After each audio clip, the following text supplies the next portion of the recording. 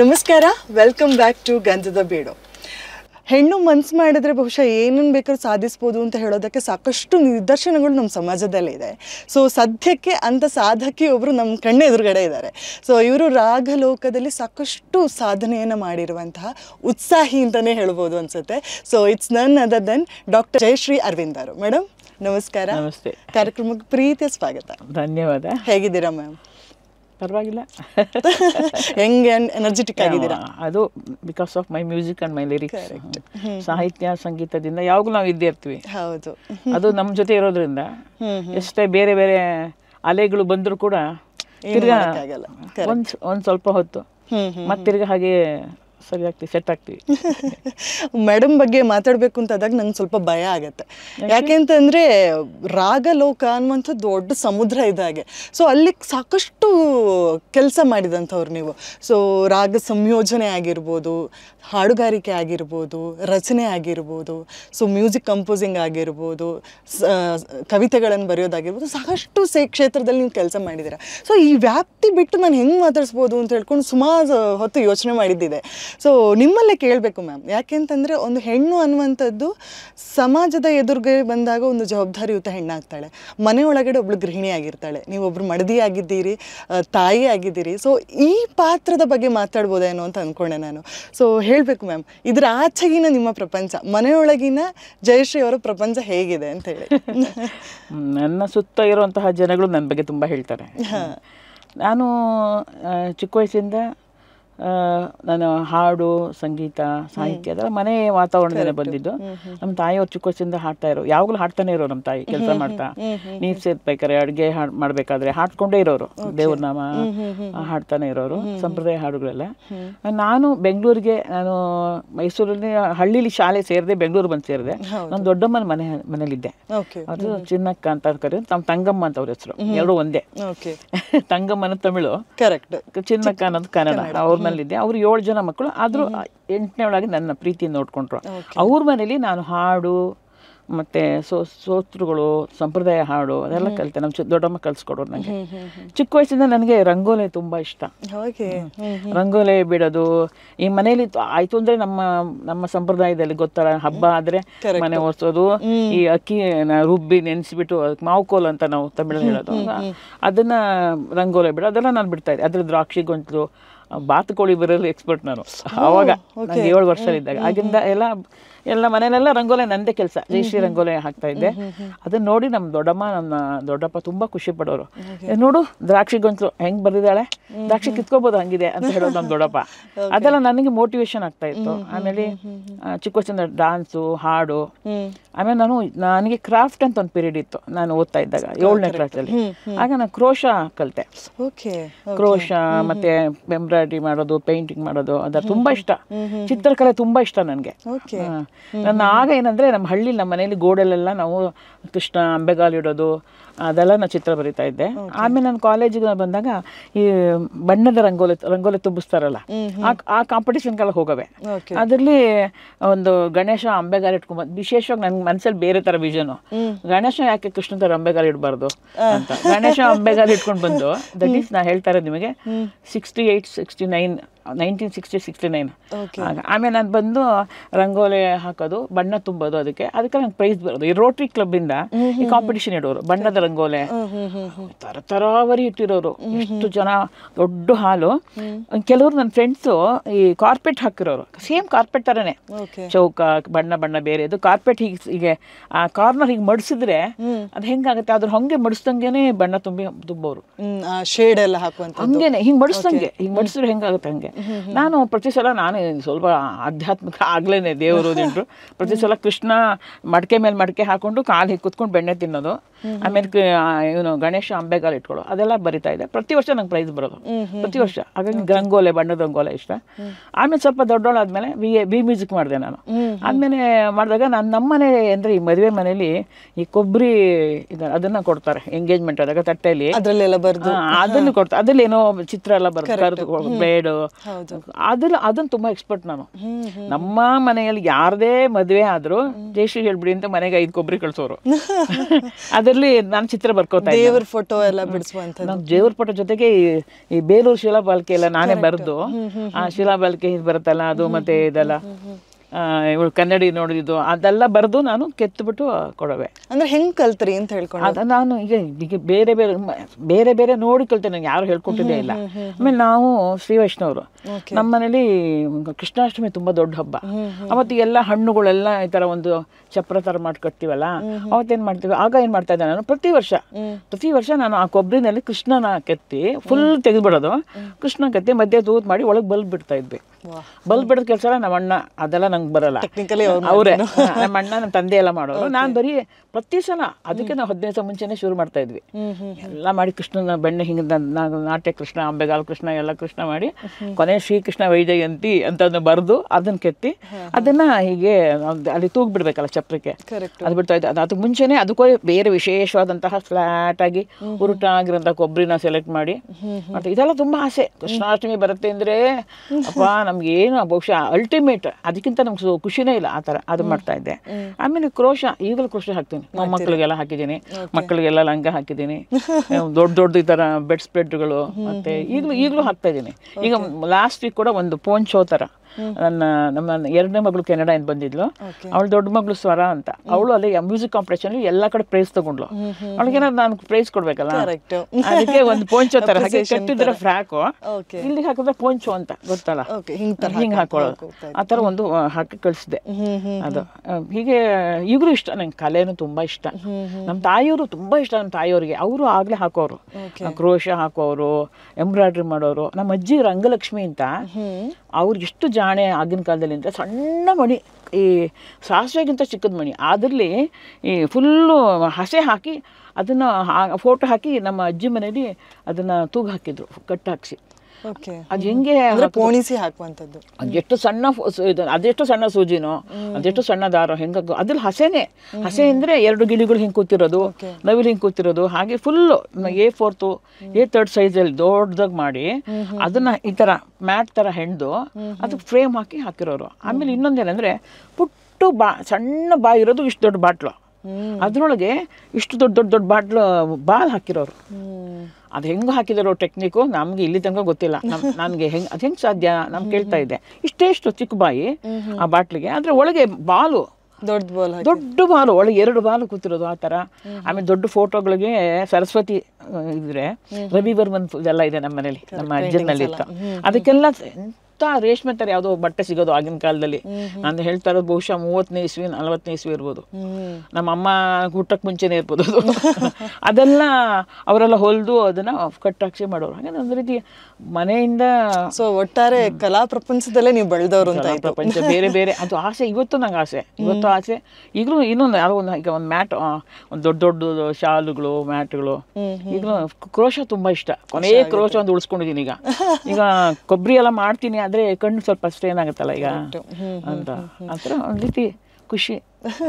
ಬೇರೆ ಏನಾದ್ರೂ ಆಸಕ್ತಿ ಇದೆಯಾ ಅಂತ? ಯಾಕೆಂತಂದ್ರೆ ಹೆಣ್ಣು ಅಂತಂದ ತಕ್ಷಣ ಅಡಿಗೆಯಲ್ಲಿ ಎಕ್ಸ್ಪರ್ಟ್ ಇರ್ತಾರೆ. ಮೇಡಮ್ ಆಲ್ರೆಡಿ ನಮ್ಗೊಂದ್ಸಲ ರುಚಿ ತೋರಿಸ್ಬಿಟ್ಟಿದ್ದೀರಿ ಈಗ ಕಾಫಿದು. ಅಡಿಗೆಯಲ್ಲೆಲ್ಲ ಇಂಟ್ರೆಸ್ಟ್ ಇದೆ? ತುಂಬಾ ಇಷ್ಟ ನನಗೆ. ನಾನು 100% ಗೃಹಿಣಿ. ಮನೆಯಿಂದ ಆಚೆ ಹೋದೇಳೇ ಇಲ್ಲ. ಬೆಂಗಳೂರು ಬಂದು 44 ವರ್ಷ ಆಯ್ತು. ನಂಗೆ ನಮ್ಮ ಸ್ಟುಡಿಯೋಗೆ ಹನುಮಂತ ಸ್ಟುಡಿಯೋ ಆಚೆ ಈಚೆ 2 ಕ್ರಾಸ್ ಬಿಟ್ರೆ ಬೇರೆ ಎಲ್ಲೂ ನಂಗೆ ಗೊತ್ತಿಲ್ಲ. ಎಲ್ಲೂ ಹೋಗಿದ್ದೆ ಇಲ್ಲ. ಬೆಳಿಗ್ಗೆ ಇದ್ರೆ 5 ಗಂಟೆಗೆ ಇದ್ರೆ ಸ್ನಾನ, ಪೂಜೆ, ಮತ್ತೆ ತಿಂಡಿ, ಮತ್ತೆ ಮನೆಗೆ ಬರೋರು, ಮತ್ತೆ ನಮ್ಗೆ ರೆಕಾರ್ಡಿಂಗ್ ಇದ್ದಾಗ ರೆಕಾರ್ಡಿಂಗು, ಮಕ್ಕಳು ಸ್ಕೂಲು. ನಮ್ಮ ಮಕ್ಕಳು ಇಬ್ಬರಿಗೆ ಇಷ್ಟು ಕೂದಲಿರೋದು, ಅವ್ರಿಗೆ ಜಡೆ ಹಾಕೋದೇ ಕೆಲಸ. ವೀಕೆಂಡ್ಸ್ ಬಂದ್ರೆ ತಲೆ ಸ್ನಾನ ಮಾಡಿಸೋದು, ಎಣ್ಣೆ ಹಾಕೋದು, ಇದೇ ಕೆಲಸ. ಇದ್ರ ಮಧ್ಯೆ ಅಡುಗೆ ತುಂಬಾ ಇಷ್ಟ ನನಗೆ. ಎಕ್ಸ್ಪೆರಿಮೆಂಟ್ ಎಲ್ಲ ನಮ್ಮನೇಲಿ ಸಾಮಾನ್ಯ ಪಾಪ ಬಂದವರೆಲ್ಲ, ನಮ್ಮ ಸ್ಟುಡಿಯೋ ಬಂದವರೆಲ್ಲ ಹೇಳ್ತಾರೆ ಅಡುಗೆ ನನಗೆ. ಅಂದ್ರೆ ನಾನು ಯಾಕೆ ಕೇಳಿದೆ ಅಂತಂದ್ರೆ, ನೀವು ಬಂದು ಚೆನ್ನೈ ಅಯ್ಯಂಗಾರ್. ನಾನು ಅಯ್ಯಂಗಾರ್ ಅಂದ್ರೆ ಶ್ರೀರಂಗ, ನಮ್ಮ ಮುತ್ತಾತನ ತಾತ ಯಾರೋ ಶ್ರೀರಂಗದಿಂದ ಬಂದವರು ಅಂತ ಹೇಳ್ತಾರೆ ಅಂತಾರೆ. ಬಟ್ ನಮ್ಮ ತಾಯಿಗೆ ಚಿಕ್ಕಪ್ಪ ಆಗ್ಬೇಕು, ಪೂತಿ ನರಸಿಂಹಾಚಾರ್ಯ ಅವರು. ಗುರು ನಮಸ್ಕಾರ ತಮ್ಮನಿಗೆ ನಮ್ಮ ದೊಡ್ಡಮ್ಮನ್ ಕೊಟ್ಟಿದ್ದು, ಅಂದ್ರೆ ನಮ್ಮ ದೊಡ್ಡಪ್ಪನೇ ಆಗ್ಬೇಕು ಅವರು. ಹಾಗೆ ಅಂದ್ರೆ ನೀವೆಲ್ಲ ಒಂದೇ ಫ್ಯಾಮಿಲಿ ಅವರು. ನಾನು 5ನೇ ತಲೆಮಾರು. ಸೊ ಹಾಗಾಗಿ ನನ್ಗೆ ಎಷ್ಟೋ ಜನ ಅವ್ರ ಹೆಸರೇ ನನಗೂ ಗೊತ್ತಿಲ್ಲ. ಆದ್ರೆ ಅವಾಗೆಲ್ಲ ಒಟ್ಟಾಗಿರೋರಲ್ಲ, ಅವಾಗೆಲ್ಲ ಜಾಯಿಂಟ್ ಫ್ಯಾಮಿಲಿ ಅಲ್ಲ. ಸೊ ಅವ್ರು ನನ್ನ ತಮ್ಮ, ನನ್ನ ತಂಗಿ, ನಮ್ಮ ಚಿಕ್ಕಪ್ಪ, ನನ್ನ ಮಗಳು, ನನ್ನ ಮೊಮ್ಮಗಳು ಅಂತಾನೆ ಅವರೆಲ್ಲ ಹೇಳೋದು. ಈಗ ನಾವು ಇವಾಗ ಬೇರೆ ಅವಿಭಕ್ತವಾದಂತಹ ಒಂದು ಕುಟುಂಬ ಇವಾಗ ಇಲ್ವಲ್ಲ. ಕರೆಕ್ಟ್. ಆ ಕಲ್ಪನೆನೇ ಇಲ್ಲ ಇವಾಗ. ನನಗೊಂದು ಕುತೂಹಲ ಅನಿಸಿದೆ ಏನು ಅಂತ ಹೇಳಿದ್ರೆ, ಸೊ ನಿಮ್ಮ ಪ್ರಪಂಚ ಸಾಹಿತ್ಯ ಆಗಿರ್ಬೋದು, ಅದ್ರ ಜೊತೆಗೆ ಶಾಸ್ತ್ರೀಯ ಸಂಗೀತ, ಸೊ ಇದೇ ವಾತಾವರಣದಲ್ಲಿ ನೀವು ಬೆಳೆದಂಥವ್ರು. ಸೊ ನಿಮ್ಮ PhD ಅಧ್ಯಯನ, ನಾನು ಅವಾಗ ಇಂಟ್ರೊಡಕ್ಷನ್ ಕೊಡ್ತಾನೆ ಹೇಳಿದೆ, ಡಾಕ್ಟರ್ ಜಯಶ್ರೀ ಅರವಿಂದ್. ಡಾಕ್ಟರ್ ಅನ್ನುವಂಥ ಪದವಿ ಬಂದದ್ದು ನಿಮ್ಗೆ ಗೌರವ ಡಾಕ್ಟರೇಟ್ ಅಲ್ಲ, ನೀವು ಸಂಪಾದಿಸಿರುವಂಥದ್ದು. ಸೊ ಅದು ಮಾಡಿರುವಂಥದ್ದು ನೀವು ಸುಗಮ ಸಂಗೀತ ಕ್ಷೇತ್ರದಲ್ಲಿ. ಇದು ಹೇಗೆ ಲಿಂಕ್ ಆಯಿತು? ಅದೇ ಹೇಳ್ತೀನಿ. ಹೇಗೆ ಅಂದರೆ ನನಗೆ ಹಾಡುಗಬ್ಬಗಳ ಮೇಲೆ PhD ಮಾಡಬೇಕು ತುಂಬ ಆಸೆ ಇತ್ತು ನನಗೆ. ಹಾಡುಗಬ್ಬ, ಸಾಂಗತ್ಯ, ತ್ರಿಪದಿ, ಏಳೆ, ಇದೆಲ್ಲ ಈ ನಮ್ಮ ದೇಸಿ ಛಂದಸ್ಸುಗಳು ಎಲ್ಲ ಇದೆಯಲ್ಲ, ಈ ದೇಸಿ ಛಂದಸ್ಸಿಂದ ಹಾಡುಗಬ್ಬ ಅಲ್ಲಿಂದ ಬಂದಿತ್ತಲ್ಲ, ಅದ್ರ ಬಗ್ಗೆ ಮಾಡಬೇಕು ತುಂಬ ಆಸೆ ಇತ್ತು ನನಗೆ. ಅದ್ರ ಬಗ್ಗೆ ಎಲ್ಲ ಒಂದು ಸಿನಾಪ್ಸಿಸ್ ರೆಡಿ ಮಾಡಬೇಕಿತ್ತು. ಸೊ ನನಗೆ ತುಂಬ ಪ್ರೀತಿಯ ಪಾತ್ರರಾಗಿದ್ದು, ನನಗೆ ಅಣ್ಣ, ಗುರು, ತಂದೆ ಎಲ್ಲ ಆಗಿದ್ದವರು HS ವೆಂಕಟೇಶ್ಮೂರ್ತಿ. ಸೊ ಅವ್ರ ಮನೆಗೆ ಹೋಗ್ಬಿಟ್ಟು ಕೇಳಿದೆ, ಅಣ್ಣ ಈ ಥರ ಮಾಡೋಣ ಅಂತ ಇದ್ದೀನಿ. ಬನ್ನಿ ಜಯೇಶ್ ದೇವರೇ ಅಂತ ಹೇಳ್ಬಿಟ್ಟು ಅವರೆಲ್ಲ ಹೇಳಿದ್ರು, ಏನೇನು ಮಾಡಬೇಕು, ಅದಕ್ಕೆ ಏನೇನು ನಾನೇನು ಅದಕ್ಕೆ ಯೋಜನೆ ಹಾಕೋಬೇಕು ಅದೆಲ್ಲ ಹೇಳಿದ್ರು. ಅದೆಲ್ಲ ಬರ್ಕೊಂಡೆ, ಹಾಡುಗಬ್ಬಗಳು ಮಾಡೋಣ ಅಂತ ಅಂದ್ಕೊಂಡೆ. ಆಮೇಲೆ ಅದಕ್ಕೆ ಮುಂದುವರ್ಸ ನಂಗೆ ಆಗಲಿಲ್ಲ ಅಷ್ಟರೊಳಗೆ. ನಾನು 82ನಲ್ಲಿ ಆಡೋಣ ಬನ್ನಿ ಅಂತ ಒಂದು ಫಸ್ಟ್ ನನ್ನ ಮೊದಲನೇ ಕ್ಯಾಸೆಟು ಜನಪದ ಗೀತೆಗಳನ್ನು ಹಾಡು ಮಾಡಿದ್ದೆ. ಅದರಲ್ಲಿ ಕುದುರೆಯ ತಂದೀವಿನಿ ಜೀನಾವ ಭಿಕ್ಷಿವಿನಿ ಬರಬೇಕು ತಂಗಿ ಮದುವೆಗೆ ಅಂತ ಒಂದಿದೆ. ಅದು ಏಳೆ ಅಂತ ಒಂದು ಛಂದಸ್ಸು. ಏಳೆಂದ್ರೆ 7 ಗಣಗಳು ಬರುತ್ತೆ. ಕುದುರೆಯ ತಂದೀವಿನಿ ಜೀನಾವ ಭಿಕ್ಷಿವಿನಿ ಬರಬೇಕು ತಂಗಿ ಮದುವೆಗೆ, 7 ಗಣಕ್ಕೆ ಬರುತ್ತೆ. ಅದಕ್ಕೆ ಏಳೆ ಅಂತ ಹೆಸರು. ಅದೆಲ್ಲ ಓದಿದ್ನಲ್ಲ, ಅದ್ರ ಬಗ್ಗೆ ಮಾಡೋಣ ಅಂತ ತುಂಬ ಆಸೆ ಇತ್ತು ನನಗೆ. ಆಮೇಲೆ ಏನಾಯ್ತು, ನನಗೆ ಸ್ವಲ್ಪ ಮನೇಲಿ ಕ್ಯಾಸೆಟ್ಟು ಅದು ಇದು ಪ್ರೋಗ್ರಾಮು ರೆಕಾರ್ಡಿಂಗು ಸ್ವಲ್ಪ ಬ್ಯುಸಿ ಆಯಿತು. ಈ ಮಧ್ಯೆ ಏನಾಯಿತು, ಅಶ್ವಥ್ ಅವ್ರಿಗೆ 60ನೇ ವರ್ಷದ್ದು ಒಂದು ಇದು ಕಾರ್ಯಕ್ರಮ ಮಾಡಬೇಕು ಅಂತೇಳಿ ತಂಬೂರಿ ಅಂತೇಳಿ ಒಂದು ಪುಸ್ತಕ ತರಬೇಕು ಅಂತ GSS ಅಧ್ಯಕ್ಷರು HSV BRL ಇವರೆಲ್ಲ ಇದ್ದರು, ಲಕ್ಷ್ಮೀನಾರಾಯಣ ಭಟ್ರು ಅವರೆಲ್ಲ ಇದ್ರು ನೋಡಿ. ಆಗ ನನಗೇನು ಹೇಳಿದ್ರು GSS, ನೀವು ಒಂದು ಲೇಖನ ಬರೀಬೇಕು, ಸುಗಮ ಸಂಗೀತದ ಬಗ್ಗೆ ಒಂದು ಲೇಖನ ಬರ್ಕೊಡಿ ಅಂದರು. ಅವಾಗ ಸುಗಮ ಸಂಗೀತ ಅನ್ನೋ ಒಂದು ಪ್ರಕಾರ ಬರಬೇಕು ಅಂತೆಲ್ಲ ಇತ್ತು. ಭಾವಗೀತ ಗಾಯನ ಅಂತಿತ್ತಲ್ಲ, ಲಘು ಸಂಗೀತ ಅಂತಿತ್ತಲ್ಲ. ಇದಕ್ಕೆ ಹೆಸರು ತುಂಬ ಲಘು ಅಂತ ಅಂದರೆ ಒಂದು ರೀತಿ ಬೇಜವಾಬ್ದಾರಿ, ಲೈಟ್ ಅಂತ ಆಗೋಗುತ್ತೆ ಅಂತ ಹೇಳ್ಬಿಟ್ಟು ಇದು ಹೆಸರು ಬೇಡ ರೀ, ಸುಗಮ ಸಂಗೀತದ ಇಡಬೇಕು ಅಂತ ಅಶ್ವತ್ಗೆ ತುಂಬ ಮಹದ ಆಕಾಂಕ್ಷೆ. ದಿನಾ ಬೆಳಿಗ್ಗೆ ನಮ್ಮ ಮನೆಗೆ ಬಂದು ಹೇಳೋರು, ಅರವಿಂದ್ ಅವರೇ ಹೆಂಗಾನ ಮಾಡಿ ಬದಲಾಯಿಸ್ಬೇಕ್ರಿ, ಸುಗಮ ಸಂಗೀತ ಆಗ್ಬೇಕ್ರಿ, ಇದು ಲಘು ಸಂಗೀತ ಅಂತ ಹೇಳೋರು. ಅಶ್ವಥ್ ಅವರ ಒಂದು ಆ ಸಂಕಲ್ಪ ಇಲ್ಲದೆ ಇದ್ರೆ ಹೋರಾಟ, ಅದು ಹೋರಾಟ, ಅದು ಸೋಲಿಲ್ಲದ ಹೋರಾಟ. ಆ ಹೋರಾಟ ಇಲ್ಲದೆ ಇದ್ರೆ ನಮ್ಗೆ ಸುಗಮ ಸಂಗೀತನ ಹೆಸರು ಬರ್ತಾನೆ ಇರಲಿಲ್ಲ. ನಾವು ಲೈಟ್ ಮ್ಯೂಸಿಕ್ ಅಂತಾನೆ ಇರ್ತಾ ಇದ್ವಿ, ಎಲ್ಲಾನು ಹಾಡ್ತಾ ಇದ್ವಿ, ಭಜನ್ನು, ಮರಾಠಿ ಎಲ್ಲಾನು ತುಂಬ್ರಿ, ಉರ್ದು ಎಲ್ಲ ಹಾಡ್ಕೊಂಡು ಸುಗಮ ಸಂಗೀತ ಅಂತ ಇದ್ವಿ. ಸುಗಮ ಸಂಗೀತ ಅನ್ನೋದು ಕನ್ನಡದಲ್ಲಿ ಮಾತ್ರ ಇದೆ ಅನ್ನೋದನ್ನ ನಾವು ನಮಗೆ ಒಂದು ಕಲ್ಪನೆ ಕೊಟ್ಟವರು ಅಥವಾ ಅದನ್ನ ಸಿದ್ಧಾಂತವಾಗಿ ಮಾಡಿಕೊಟ್ಟವರು ಅವ್ರನ್ನ ನೆನೆಸ್ಕೊಳ್ಳೇಬೇಕು ಇವತ್ತು.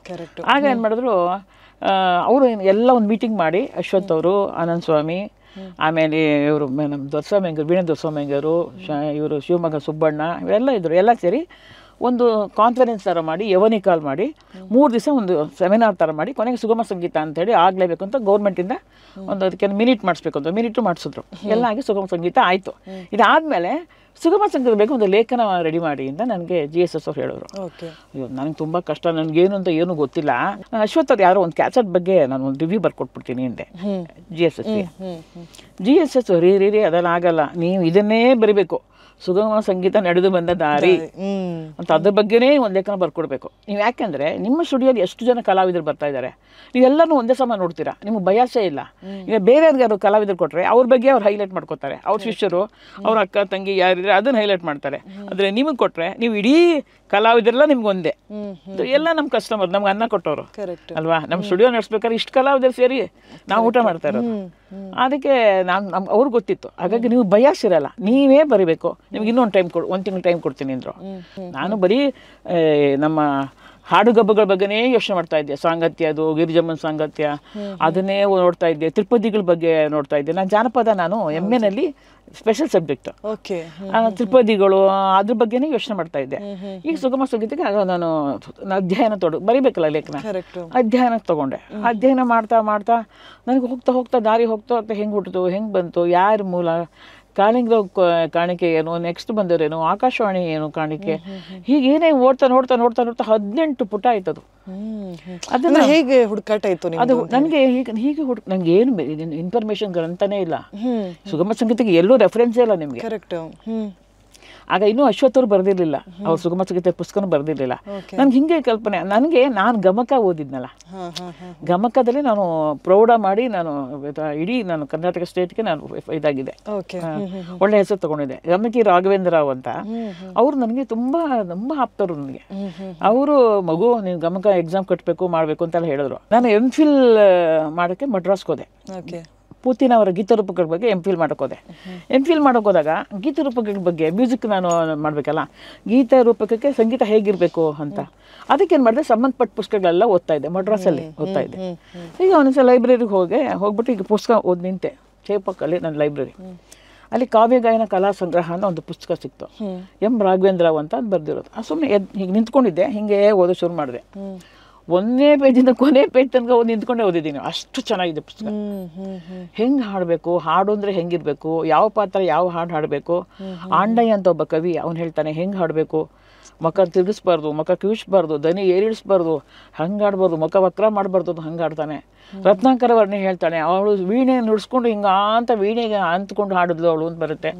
ಲವಕುಶರು ಹೆಂಗೆ ಹೇಳ್ತಾರೆ ರಾಮನ ಮುಂದೆ ವೀಣೆ ನುಡಿಸ್ಕೊಂಡು ಹೇಳಿದ್ರು ಅಂತ ಬರ್ತದೆ. ಅದೆಲ್ಲ ನೋಡಿದಾಗ ಅಯ್ಯೋ, ಹಾಗಾದ್ರೆ ನಮ್ಮ ಸಂಗೀತಕ್ಕೆ ಎಷ್ಟು ಇತಿಹಾಸ ಇದೆ, ವಾದ್ಯದ ಜೊತೆ ಇರೋಂತಹ ಗಾಯನ ಅಲ್ವಾ ಇದು ಅಂತ. ಅದನ್ನು ನೋಡ್ತಾ ನನಗೆ ಒಂಥರ ಅಯ್ಯೋ ಗಮಕ ಕಲೀಲೇಬೇಕು ಅಂತ. ಅದಕ್ಕೆ ಮುಂಚೆ BA ಬಿ ಮ್ಯೂಸಿಕಲ್ಲಿ 3 ನಮಗೆ, ಒಂದು ಕನ್ನಡ ಮೇಜರ್ ತೊಗೊಂಡೆ, ಸಂಗೀತ ಮೇಜರು, ಇನ್ನೊಂದು ಮೈನರ್ ಒಂದು ತೊಗೋಬೇಕಿತ್ತು, ವೀಣೆ ತೊಗೋಬೇಕಿತ್ತು. ಅಲ್ಲಿ ಗಮಕ ಇತ್ತು, ನಮ್ಮ ತಾಯಿ ಗಮಕ ತೊಗೊಂಡ್ರು. ಗಮಕ ನಮ್ಮ ತಾಯಿ ತುಂಬ ಇಷ್ಟ ನಂಗೆ, ಯಾಕೋ ತುಂಬ ಅದ್ರ ಬಗ್ಗೆ ನಂಗೆ ತುಂಬ ಚಿಕ್ಕವಳು ಅಲ್ಲ, ನನಗೆ ಏನೊಂದು ಕಲ್ಪನೆ ಇಲ್ಲ, ಮೆಚುರಿಟಿ ಇಲ್ಲ. ನಂಗೊಂದು 16 ವರ್ಷ ಆಗ ಹೋಗಮ್ಮ ನಾನು ಗಮಕ ಕಲ್ತು, ಮುದುಕರು ನಾನು ಕಲಿಯಲ್ಲ ಅಂತ ಹೇಳ್ಬಿಟ್ಟೆ. ಯಾವಾಗ ಇದನ್ನ ಓದಿದ್ನಲ್ವಾ MPhil ಈಗ ನಿಂತ್ಕೊಂಡು ಕಾವ್ಯ ಗಾಯನ ಕಲಾ ಸಂಘ ಓದ ತಕ್ಷಣ ಅಯ್ಯೋ ದೇವ್ರೇ ಕೆಲಸ ಮಾಡಿದೆ. ನಮ್ಮಮ್ಮ ಹೇಳಿದ್ ಎಷ್ಟು ನಿಜ, ನಾನು ಆ ಪುಸ್ತಕ ಓದ್ಬೇಕಿತ್ತು, ಅಯ್ಯೋ ನಾನು ಗಮಕ ಕಲಿಬೇಕಿತ್ತು ಅಂತ ಅಂದ್ಕೊಂಡೆ. ತಕ್ಷಣ ಅದು ನನಗೆ MPhil ಮುಗಿಸ್ದೆ. MPhil ಅವಳೆ O ಗ್ರೇಡ್, ಅಂದರೆ ಔಟ್ ಸ್ಟ್ಯಾಂಡಿಂಗ್ ಅಂತ O ಗ್ರೇಡ್ ಬಂತು. MPhil ಮುಗಿಸ್ಕೊಂಡು ತಕ್ಷಣ ಬಂದವಳು ನಮ್ಮ ಅಮ್ಮನಿಗೆ ಹೇಳಿದೆ, ಅಮ್ಮ ಈ ಥರ ಆಯಿತು ಅಂತ. ನನಗೆ ಹೇಳಿಲ್ವಾ ಗಮಕ ಕಲಿ ಅಂತ, ನಿಂಗೆ ಹಂಗೆ ಆಗಬೇಕು ಅಂದರು ಅಮ್ಮ. ಆಮೇಲೆ ತಕ್ಷಣ ಹೋಗಿ ಹೆಂಗೋ ಮಾಡಿ ಹಿಡಿದು ಒಂದು 5-6 ಜನ ಈಗ ಗುರುಗಳು ನಾನೇ ಇಂಟರ್ವ್ಯೂ ಮಾಡಿದೆ. ನಾನು ಬಿ ಮ್ಯೂಸಿಕ್ಕು ಮಾಡಿದ್ದೆ, ಕನ್ನಡ ಮೇಜರ್ ಮಾಡಿದ್ರಿಂದ ನಂಗೆ ಸಾಹಿತ್ಯ ಜ್ಞಾನವೂ ಇತ್ತು, ಸಂಗೀತ ಜ್ಞಾನ ಇತ್ತು. ನನಗೆ ಇಷ್ಟ ಆಗಂತಹ ಗಮಕ ಏನಂದರೆ ಹಳೇ ಸ್ಟೈಲ್ ಹಾಡೋರು ಕೆಲವರು, ಒಂದು 4 ರಾಗ, ಒಂದು ಕಲ್ಯಾಣಿ, ಒಂದು ತೋಡಿ, ಶಂಕರಾಭರಣ, ಅಠಾಣ, ಆ ಥರ ಒಂದು 4 ರಾಗ ಹಳೇ ರಾಗದಲ್ಲಿ ಹಾಡೋರು ನಂಗೆ ಯಾಕೋ ಅಷ್ಟು ಇಷ್ಟ ಆಗ್ತಾ ಇರಲಿಲ್ಲ. ಈಗ ನೋಡಿ ಹೊಸ ನಮ್ಗೆ ಹೇಗೆ ಹೊಸ ಅನ್ವೇಷಣೆ ಇರುತ್ತಲ್ವ, ಈಗ ಹಳೆ ಹಾಡು ಕೇಳಿದ್ರೆ ನಮಗೆ ಮತ್ತು ಹೊಸದು ಕೇಳೋಣ ಅನಿಸುತ್ತಲ್ಲ, ಹಾಗೆ ಕೊನೆಗೆ ಹೇಗೋ ಮಾಡಿ ಒಬ್ಬರು ತುಂಬ ಚೆನ್ನಾಗಿ ಹಾಡ್ತಿದ್ರು, ಒಬ್ಬ ಜಯಲಕ್ಷ್ಮಿ ವೆಂಕಟೇಶ್ಮೂರ್ತಿ ಅಂತ. ಆಗಲೇ ಅವ್ರು 75 ವರ್ಷ ಹೋದು, ಎಷ್ಟು ಚೆನ್ನಾಗಿ ಹಾಡ್ತಾಯಿದ್ರು. ಹೋಗ್ಬಿಟ್ಟು ಅವ್ರನ್ನ ನಾನು ಇಂಟರ್ವ್ಯೂ ಮಾಡಿ ಅಂದರೆ ಹೇಗೆ ಒಂದು ಹಾಡಿ ನೋಡೋಣ ಅಂತ ಕೇಳಿಕೊಂಡು ಅವ್ರ ಸೇರ್ಕೊಂಡ್ಬಿಟ್ಟೆ. ಸೇರಿಕೊಂಡು ಪ್ರೌಢ ಎಕ್ಸಾಮ್ ಆಗೋಯ್ತು, ಪಾಸ್ ಆಗಿಬಿಟ್ಟೆ. ಆ ಎಕ್ಸಾಮ್ನಾಗೆ ರಾಘವೇಂದ್ರ ರಾವ್ ಬಂದಿದ್ರು. ಬಂದಾಗ ಅವ್ರ ಹತ್ರ ನನಗೆ ತುಂಬ ಇಷ್ಟ ಆಯಿತು ಅವ್ರಿಗೆ. ನಾನು ಬೇರೆ ರಾಗದಲ್ಲಿ ರಾಮಾಯಣ ದರ್ಶನ ಎಲ್ಲ ಹಾಡಿದೆ, ತುಂಬ ಇಷ್ಟ ಆಯ್ತು. ಮಗು ಗಮಕ ಸತ್ತೋಗುತ್ತೆ ಅನ್ನೋರಿಗೆ ನೀವೊಂದು ಅಪವಾದ ಅಂದರು.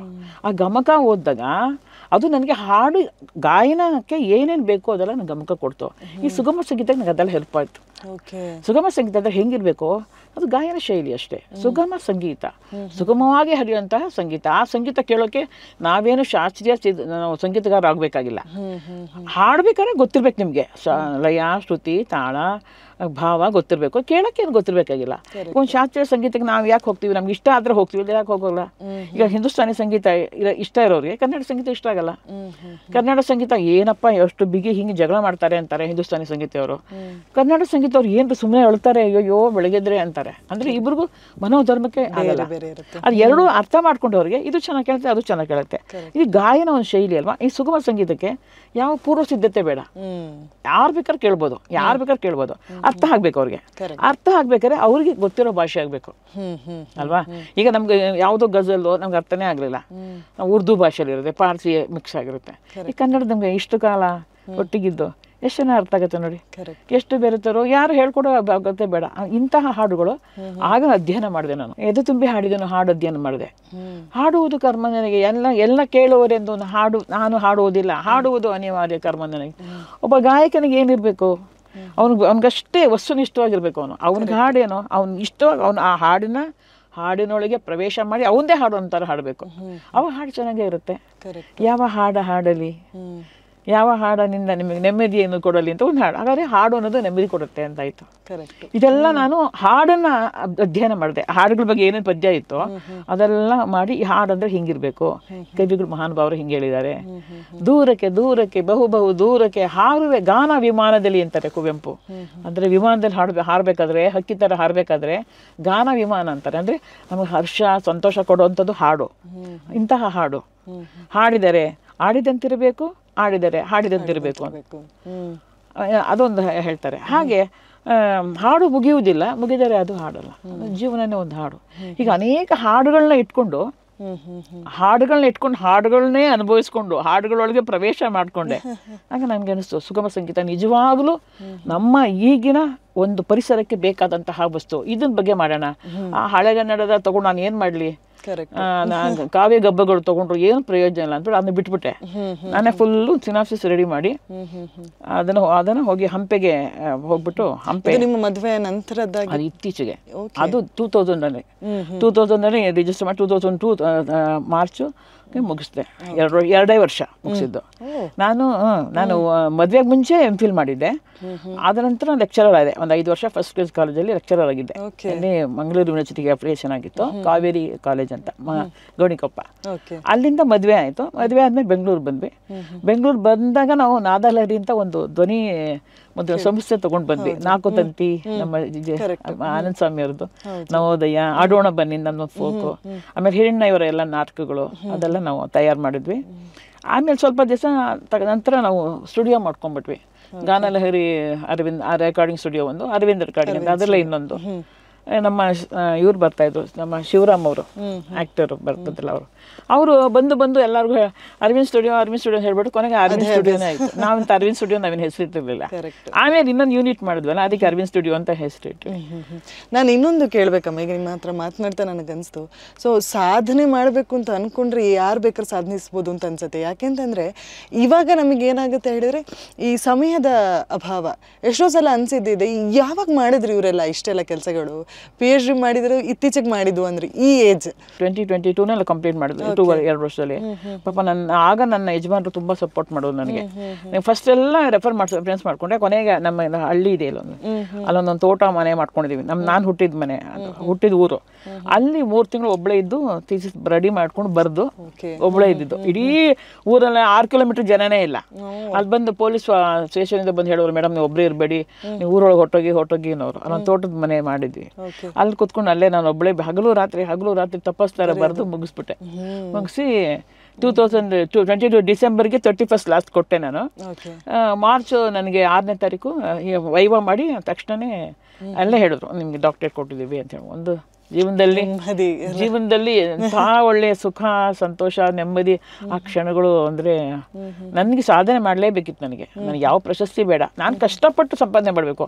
ಒಬ್ಬ ಕಲಾವಿದ ಏನು ಕೊಡೋ ಸಾಧ್ಯ ಪ್ರಪಂಚಕ್ಕೆ ಹೇಳಿ ಅಲ್ವಾ? ನಾವಿಲ್ಲ ಅಂದ್ರೆ ನಮ್ಮ ಹೆಸರುಗಳಿಗೆ ಏನೋ ಒಂದು ಇರ್ಬೇಕಲ್ಲಿ. ಹಾಡುಗಳಿದೆ, ಹಾಗೆ ಒಂದು ಪುಸ್ತಕ ಇರಬೇಕು ಅನ್ಸುತ್ತೆ ನನಗೆ. ಅದು ಸುಗಮ ಸಂಗೀತ ನೆಕ್ಸ್ಟ್ ಬರೋರಿಗೆ ಏನು ಅಂತ ಅದು ಗೊತ್ತಾಗಬೇಕು, ಅದ್ರ ಬಗ್ಗೆ ಅರಿವಿರಬೇಕು. ಎಷ್ಟು ಜನ ಆ ಸುಗಮ ಸಂಗೀತದಲ್ಲಿ ಯಾರೋ ಸಾಧಕರಿದ್ದಾರೆ, ಯಾರೋ ಕಂಪೋಸರ್ ಇದ್ದಾರೆ, ಅವ್ರ ಬಗ್ಗೆ ಎಲ್ಲ ಬರ್ದಿದ್ದೀನಿ ನಾನು. ಆನಂದ ಸ್ವಾಮಿ, ಅಶ್ವತ್ತು, ಆಮೇಲೆ PR ಭಾಗವತು, ಪದ್ಮಚರಣು, ಬಾಳಪ್ಪ ಹುಕ್ಕೇರಿ, ಕಾಳಿಂಗರಾವ್ ಬಗ್ಗೆ ಒಂದು ಪುಸ್ತಕ ಬರ್ದಿದ್ದೀನಿ ನಾನು. ಬೆಳದಿಂಗಳ ಹಕ್ಕಿ P ಕಾಳಿಂಗರಾವ್ ಅಂತ ಸಂಸ್ಕೃತಿ ಇಲಾಖೆಯವರು ಅಂತ ಬರ್ತಿದ್ದಾರೆ, ಅಕಾಡೆಮಿಯವರು ಬರ್ತಿದ್ರು.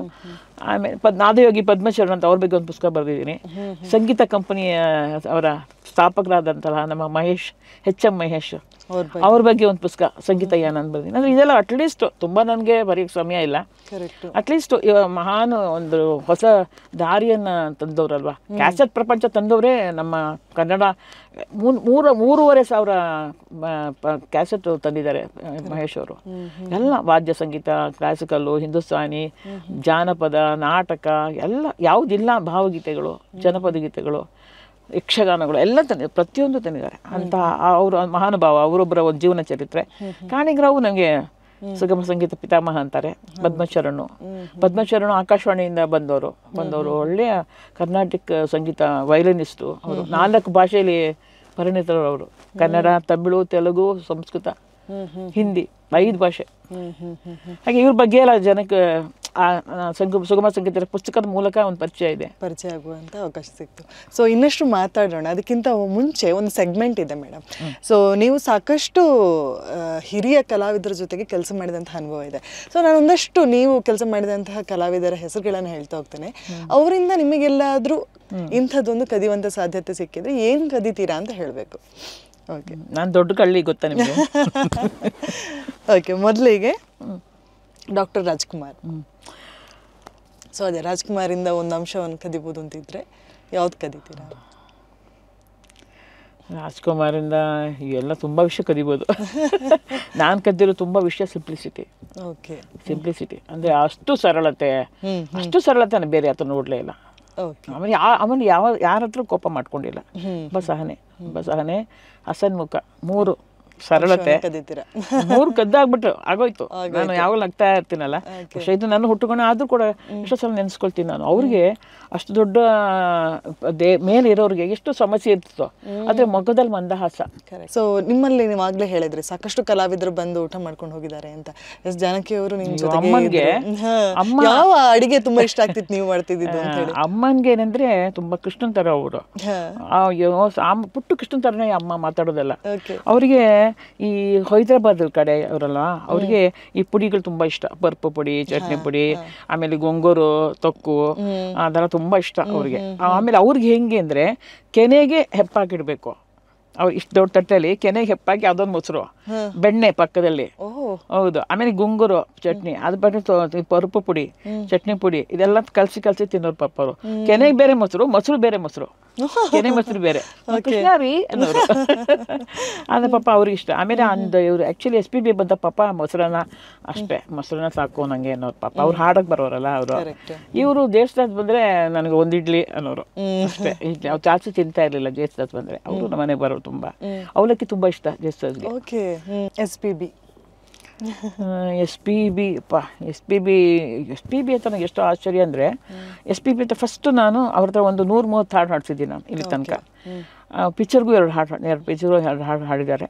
ಫಸ್ಟು ನನಗೆ ಹಾಡಿದವರು ಯಡಿಯೂರು ದೊರೆ ಅಂತ ಒಂದು ಕ್ಯಾಸೆಟ್.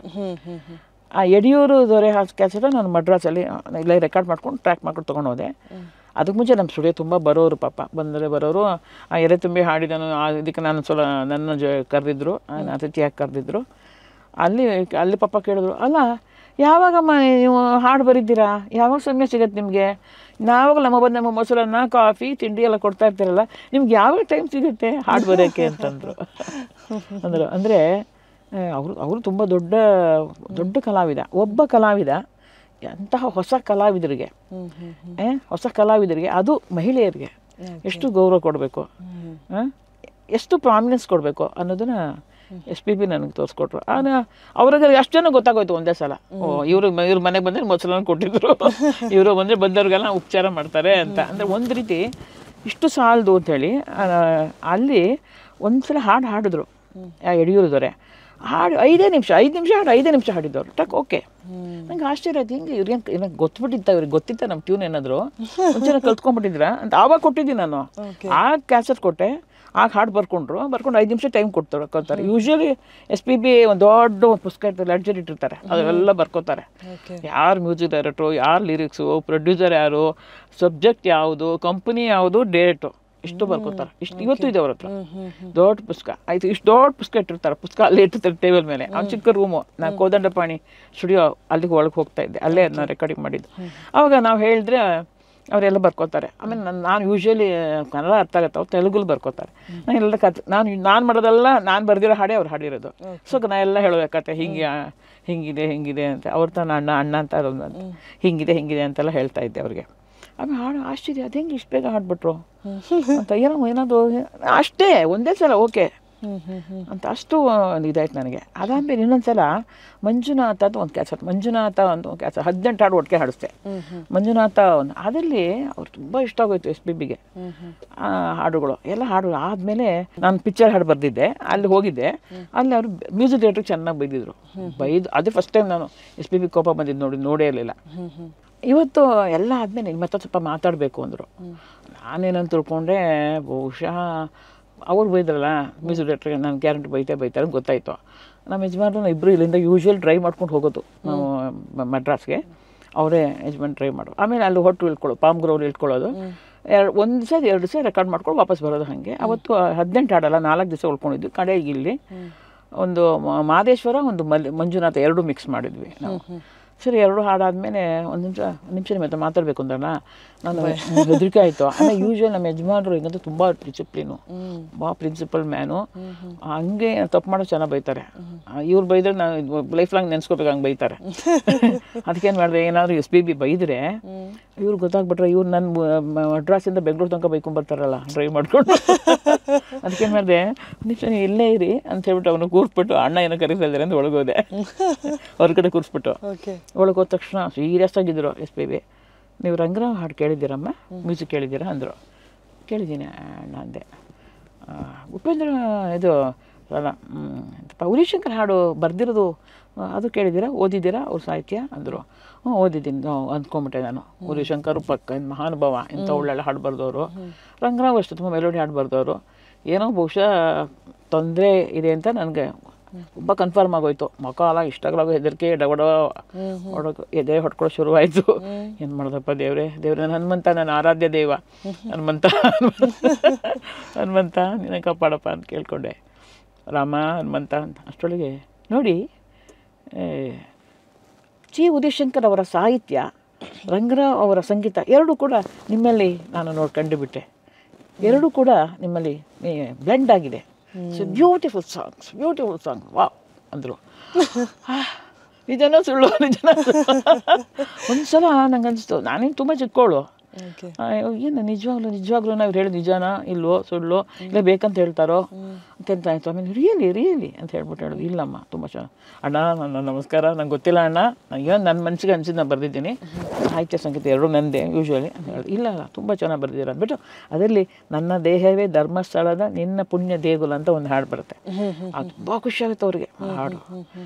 ಅದು ಹೇಳ್ಬಿಟ್ಟು ತುಂಬ ಚೆನ್ನಾಗಿ ಬರೆದಿದ್ದೀರ ಹಾಡು, ಎಕ್ಸಲೆಂಟ್. ನಿಮ್ಗೆ ಯಾಕೆ ಪುರಸ್ಕಾರ ಸಿಕ್ಕಿಲ್ಲ ಇನ್ನು ಅಂದರು. ಇದೆ ಅಣ್ಣ, ಪುರಸ್ಕಾರ ಸಿಕ್ಕಿದೆ, ನಮ್ಮ ಸ್ಟುಡಿಯೋ ಬರೋರಿಗೆಲ್ಲ ನನಗೆ ಗೊತ್ತಿರುತ್ತೆ, ನಮ್ಮ ಫೀಲ್ಡವ್ರಿಗೆ ಗೊತ್ತಿರೋ ಸಿಕ್ಕಿದೆ ಅಂದರೆ. ಇಲ್ಲ ನಿಮಗೆ ಸರಿಯಾದ ಪುರಸ್ಕಾರ ಸಿಕ್ಕಿಲ್ಲ ಅಂದರೆ. ನೋಡಿ, ಒಬ್ಬ ಕಲಾವಿದನಿಗೆ ಈಗ ಹೆಂಗಿದೆ, ಆಗ ಹೆಂಗಿತ್ತು ಯೋಚನೆ ಮಾಡಿ. ಕರೆಕ್ಟ್. ಈಗ ನಾವು ಅವಾರ್ಡ್ ತೊಗೊಂಡ್ಬಿಟ್ರೆ ಸದ್ಯ ಸಾಕು, ಬೇರೆ ಸಿಗಲೇಬಾರ್ದು ಅಂತಾರೆ. ಒಬ್ಬ ಅವಾರ್ಡ್ ತೊಗೊಂಡವನು ಇನ್ನೊಬ್ಬ ತಗೊಳ್ದೇ ಇರೋನಿಗೆ ಕೂತು ಅವನಿಗೆ ಶಿಫಾರಸು ಮಾಡಿ ಕೊಡಿಸ್ಬೇಕು ಅಂತ ಯಾವ ಕಲಾವಿದರಿಗೂ ಇಲ್ಲ. ಆಗ ಅವ್ರು ಇಲ್ಲ ನಾನು ಸೂರಿಗೆ ಹೇಳ್ತಾನೆ ಅಂತ ಹೇಳಿ ETV ಸೂರಿ ಇದ್ರಲ್ಲ, ಅವಾಗ ಸೂರಿ ಅವರು ಅಲ್ಲಿ ನಿರ್ದೇಶಕರಾಗಿದ್ದರು, ಹೆಡ್ ಆಗಿದ್ರು, ಅವ್ರಿಗೆ ಫೋನ್ ಮಾಡಿ ಹೇಳಿದ್ದಾರೆ ಅಂತ ಕಾಣುತ್ತೆ. ನಾನು ಸುಮ್ಮನೆ ಆಗ್ಬಿಟ್ಟೆ, ಅಣ್ಣ ಇಲ್ಲ ಅಣ್ಣ ಅದರ ಏನು ಬೇಡ, ನಾನು ಮನೆಯಲ್ಲೇ ಗೃಹಿಣಿ, ತುಂಬ ನಾನು ಸಂತೃಪ್ತಿ ಇದ್ದೀನಿ, ನನಗೇನು ಅತೃಪ್ತಿ ಇಲ್ಲ ಅಣ್ಣ, ಚೆನ್ನಾಗಿದ್ದೀನಿ ಅಂತೆಲ್ಲ ಹೇಳಿ ನಮಸ್ಕಾರ ಮಾಡಿ ಬಂದುಬಿಟ್ಟೆ. ಅದಾಗೊಂದು 5-6 ತಿಂಗಳು 3 ತಿಂಗಳು ಆಗಿರಬೇಕು, ETVಯಿಂದ ನನ್ನ ಹಾಡು ನನ್ನದು ಅಂತ ಒಂದು ಕಾರ್ಯಕ್ರಮ ಮಾಡಿದ್ರು. 2 ಶನಿವಾರ ಅದರಲ್ಲಿ ರಾಜನ್ ನಾಗೇಂದ್ರ, ವಸಂತ್ ಕನಕಾಪುರ್, ಆಮೇಲೆ ರತ್ನಮಾಲಾ ಪ್ರಕಾಶ್, ನಂದು ಮಾಡಿದ್ರು. ಮಾಡಿ ನಮಗೆ 10,000 ರೂಪೀಸ್ ನಮ್ಮ ಪೇಮೆಂಟು ಕೊಟ್ಟು ನಮಗೆ 2 ಹಾಡು ತುಂಬ ಚೆನ್ನಾಗಿ, ಅದನ್ನು ನಮ್ಮ ಅಪರ್ಣ ವಸ್ತಾರೆ ಅವರು ಇದೇ ಥರ ನೀವು ನನಗೆ ಮಾಡ್ತಾ ಇದ್ದಾರಲ್ಲ ಹಾಗೆ ನಾನು ಹಾಡೋಕ್ಕೆ ನಾನು ಸುರೇಖನ ಕರೆದಿದ್ದೆ. ಅಂದರೆ ಎಲ್ಲ ಹಾಡುಗಳು ನಮಗೆ ನೆನಪಿರಲ್ಲ, ಮತ್ತು ಹಾಡುಗಾರರ ಬೇರೆ, ಸಂಯೋಜಕರ ಬೇರೆ ಅಲ್ವಾ. ಹಾಗಾಗಿ ನಾನು ಅವಳನ್ನ ಕೂರಿಸಿದ್ದೆ ಹಾಡೋಕ್ಕೆ. ಇವರು ಅಪರ್ಣ ಯಾವ್ದು ಕೇಳಿದ ತಕ್ಷಣ ಈ ಹಾಡಮ್ಮಂತ ಸುರೇಖ ಹತ್ರ ಹಾಡ್ತಿದ್ದೆ. ಬ್ಯೂಟಿಫುಲ್ ಆಗಿ ಬಂತದ್ದು ಪ್ರೋಗ್ರಾಮ್. ಅದು SPB ಅವರು ನನಗೆ ಕೊಟ್ಟಂತಹ ಒಂದು ಪ್ರೀತಿ, ಗೌರವ, ಮರ್ಯಾದೆ.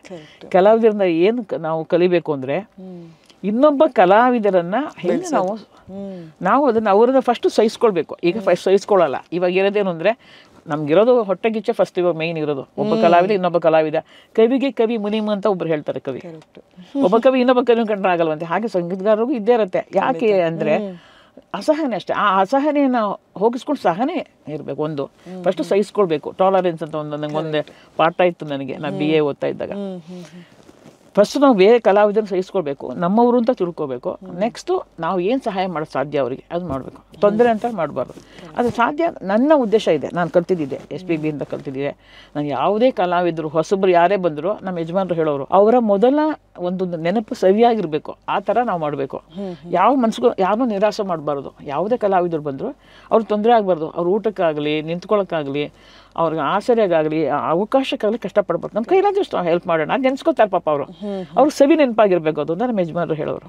ಹಾಗೆ ನಾನು ಯಾವ ನರಸಿಂಹನಾಯಕ್ ಆಗಲಿ, ರಮೇಶ್ ಚಂದ್ರ, ಸುರೇಖಾ, ಯಶವಂತ್ ಹಳಬಂಡಿ, ನಟರಾಜ್ ಶರ್ಮಾ, MS ಗಿರಿಧರ್, ಯಾರ್ಯಾರು ನಮ್ಮ ಹತ್ರ ಬಂದರು. ಕಸ್ತೂರಿ ಶಂಕರು ನಾವು ನಾಲ್ಕು ತಂತಲ್ಲಿ ನಾವು ಹಾಡ್ತಿದ್ವಿ. ಹಾಗೆ ಇವತ್ತು ಹೇಳ್ತಾರೆ ಪಾಪ ಕಸ್ತೂರಿ ಶಂಕರು, ಸುಗಮ ಸಂಗೀತಕ್ಕೆ ನನಗೆ ಮೇಯ್ನ್ ಬುನಾದಿ ಕೊಟ್ಟವ್ರು ನೀವೇ, ನಾನು ಫಿಲಮಲ್ಲೆಲ್ಲ ಹಾಡ್ತಾ ಇದ್ದೆ ಅಂತಾರೆ. ರತ್ನಮಾಲಾ ಪ್ರಕಾಶ್ ನವೋದಯದಲ್ಲಿ ಹಾಡ್ತಿದ್ವಿ. ನನ್ನ ಎಲ್ಲ ಪ್ರಾಜೆಕ್ಟ್ ಹಾಡ್ತಿದ್ದೀನಿ. ನನ್ನ ನಿಲ್ಲಿಸಿದ್ರು ವನಮಾಲಿ, ರತ್ನಮಾಲಾ ಹಾಡಿರೋದು ಸೂಪರ್ ಕ್ಲಿಕ್. ಅದು ಆ ಹಾಡಿಂದ ನನ್ನ ಮೇಲೆ ಸ್ವಲ್ಪ ಜನರಿಗೆ ಗಮನ ಬಿತ್ತು, ಈ ಹಾಡು ಚೆನ್ನಾಗಿದೆ. ಒಳ್ಳೆಯ ಒಂದು ಕವಿತೆ ಬರೆದ್ರೆ ಸಾಕು ನಿಜವಾದ ಒಳ್ಳೆ ಶ್ರೇಷ್ಠ ಕವಿ ಅಂತ ನಾನು ಹೇಳ್ತೀನಿ ಅಂತ ಕುವೆಂಪು ಹೇಳೋರಂತೆ. ಅದನ್ನು HSV ಹೇಳ್ತಾ ಇದ್ರು. ಅದು HSV ನನಗೂ ಅದೇ ಹೇಳಿದ್ದಾರೆ, ಒಂದು ಒಳ್ಳೆಯ ಸಂಗೀತ ಮಾಡು ಸಾಕಮ್ಮ ನೀನು ಒಳ್ಳೆಯ ಸಂಗೀತಗಾರ ಅಂತ. ಹಾಗೆ SPB ಅವರ ಇದೊಂದು ಎಷ್ಟು ದೊಡ್ಡ ಗುಣ. ಇದನ್ನು ನಾವು ಇದಕ್ಕೆ ಮುಂಚೆನೇ ನಮ್ಮ ಧ್ಯೇಯ ಇದೆ. ನಾವು ಬೆಂಗಳೂರು ಬಂದಾಗಲೇ ನಾವು ಜನ ಕರ್ಕೊಂಡೇ ಬಂದ್ವಿ. ನಾವು ಒಬ್ಬ ಕಲಾವಿದ ಇನ್ನೊಬ್ಬ ಕಲಾವಿದನ ಜೊತೆ ಬದುಕಿದ್ರೆ ಚಂದ ಅಲ್ವಾ. ನಾವು ಅನ್ನೋದು ಚಂದ, ನಾನು ಅನ್ನೋದು ಒಂದು ರೀತಿ ಏಕಾಂತ. ಕರೆಕ್ಟ್. ಅದೇ ನಾನು ಅವಾಗಲೇ ಹೇಳಿದಾಗೆ SPB ಇಂದ ಒಂದು ಅಂಶವನ್ನು ನೀವು ಕದಿಬೋದು ಅಂತಿದ್ರೆ ಅದು ಯಾವುದನ್ನು ಕದಿತೀರಾ? ಅದೇ ಇದೆ. ನಾನು ತುಂಬ ಸರಳತೆ. ನೆಕ್ಸ್ಟ್ ಯೇಸುದಾಸ್ ಅವರಿಂದ. ಜೇಸುದಾಸ್ ಅವರಿಂದ ಒಂದು ರೀತಿ ಕಾನ್ಸಂಟ್ರೇಷನು ತುಂಬ. ಜೇಸುದಾಸ್ ಹೆಂಗೆ ಅಂದರೆ ಆ ಹಾಡಲ್ಲಿ ಕೂತ್ರೆ ಹಾಡೇ, ಬೇರೆ ಏನೂ ಇರಲಿಲ್ಲ. ಅವ್ರನ್ನ ಕೃಷ್ಣಲೀಲ ಹಾಡಿಸಿದಾಗ ಅವ್ರು ಎಷ್ಟು ಒಂದು ರೀತಿ ಅದ್ರೊಳಗೆ ಸೇರ್ಕೊಂಡಿದ್ರು ಅಂದರೆ, ಆ ಒಂದು ಹಾಡು ನಾಟಕ ರಂಜಿಲಿ ಒಂದು ಹಾಡು ಇತ್ತು, ಅದನ್ನು ಯಾರೋ ಹಿಂದೂಸ್ತಾನಿ ಗಾಯಕರ ಹತ್ರ ಹಾಡ್ತಿದ್ದೆ ನಾನು ಟ್ರ್ಯಾಕು. ಅವ್ರಿಗೆ ಇಷ್ಟ ಆಗಲಿಲ್ಲ ಜೇಸುದಾಸ್ಗೆ. ಕೆಳಗೆ ಕೂತ್ಕೊಂಡ್ಬಿಟ್ಟು ಜಯಶ್ರೀಮ್ಮ ವಾಂಗೋ இப்போ நீங்களே எனக்கு வாத்தியார், நீங்களே சொல்லித்தருங்க ಅಂದರು. ಬನ್ನಿ ನೀವೇ ನನ್ನ ಗುರುಗಳೀಗ, ನೀವೇ ನಂಗೆ ಹೇಳ್ಕೊಡಿ ಅಂದರು. ನನಗೆ ಅವ್ರು ನೋಡಿ ಕೈಕಾಲು ಹೆದರಿಕೆ ಆಗ್ತಾಯಿದೆ. ನಾನು ಅವರ ಸಂಗೀತ ಸಾಮರ್ಥ್ಯನ ಗೊತ್ತಿತ್ತು. ಕಚೇರಿಯೆಲ್ಲ ಕೇಳಿದ್ದೆ ನಾನು. ಚಂಬೈ ವೈದ್ಯನಾಥ್ ಅವರ ಶಿಷ್ಯ. ವಿಶೇಷವಾದಂಥ ಕರ್ನಾಟಕದ ಶಾಸ್ತ್ರೀಯ ಸಂಗೀತದಲ್ಲಿ ವಿಶೇಷವಾದಂತಹ ಪ್ರಯೋಗ ಮಾಡಿದವರು ಜೇಸುದಾಸು. ಅವ್ರ ಮುಂದೆ ನಾವೆಲ್ಲಿ ಅಯ್ಯಪ್ಪ ನನಗೆ ಇದಕ್ಕೆ ಮ್ಯೂಸಿಕ್ ಮಾಡಿದ್ದೆ ಅಷ್ಟೇ. ಅದಕ್ಕೆ ಇಲ್ಲ ಕೂತ್ಕೊಳ್ಳಿ, ನೀವೇ ನನ್ನ ಗುರು, ಕೂತ್ಕೊಳ್ಳಿ ಅಂದರು. ಅವರು ವೀಣೆ ಕಲ್ತಿದ್ರಂತೆ, ನಾನು ವೀಣೆ ಮೇಯ್ನರಲ್ವ, ಮಾತಾಡ್ಕೊಂಡಿದ್ದು ವೀಣೆ ಹಂಗೆ ಮಾಡೋದಲ್ವ ಹಿಂಗೆ ಮಾಡೋದಲ್ವ ಅಂತ ಹೇಳಿ ಅವರು ನನ್ನನ್ನು ಎಷ್ಟು ಕ್ಲೋಸ್ ಮಾಡಿದ್ರು. ನಾನು ಹೆದರಿಕೆ ಎಲ್ಲ ಹೋಗಿಸ್ ಕಂಫರ್ಟ್ ಝೋನ್, ತುಂಬ ಕಂಫರ್ಟಬಲ್ ಆಗಿ ಝೋನ್ ಅಂತಂದರು.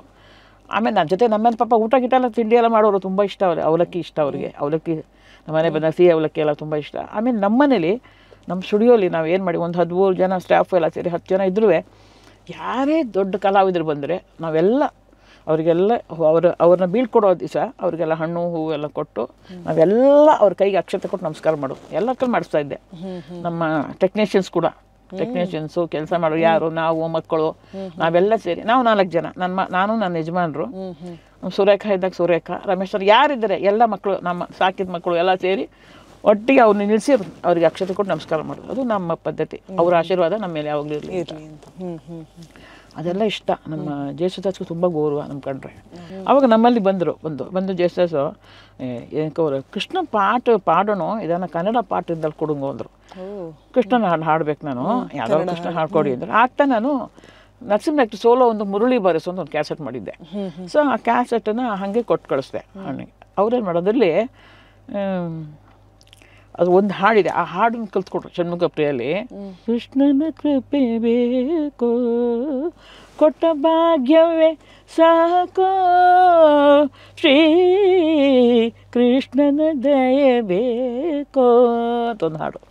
ಅದು ಎಷ್ಟು ಅವ್ರಿಗೆ ಆ್ಯಪ್ಟ್ ಆಗಿತ್ತು ಅಂದರೆ, ಕೊಟ್ಟ ಭಾಗ್ಯವೇ ಸಾಕೋ ಶ್ರೀಕೃಷ್ಣನ ಕೃಪೆ ಬೇಕು. ಪ್ರಸನ್ನ ವೆಂಕಟದಾಸರದು, ಪ್ರಸನ್ನ ತೀರ್ಥರು ಅಂತ.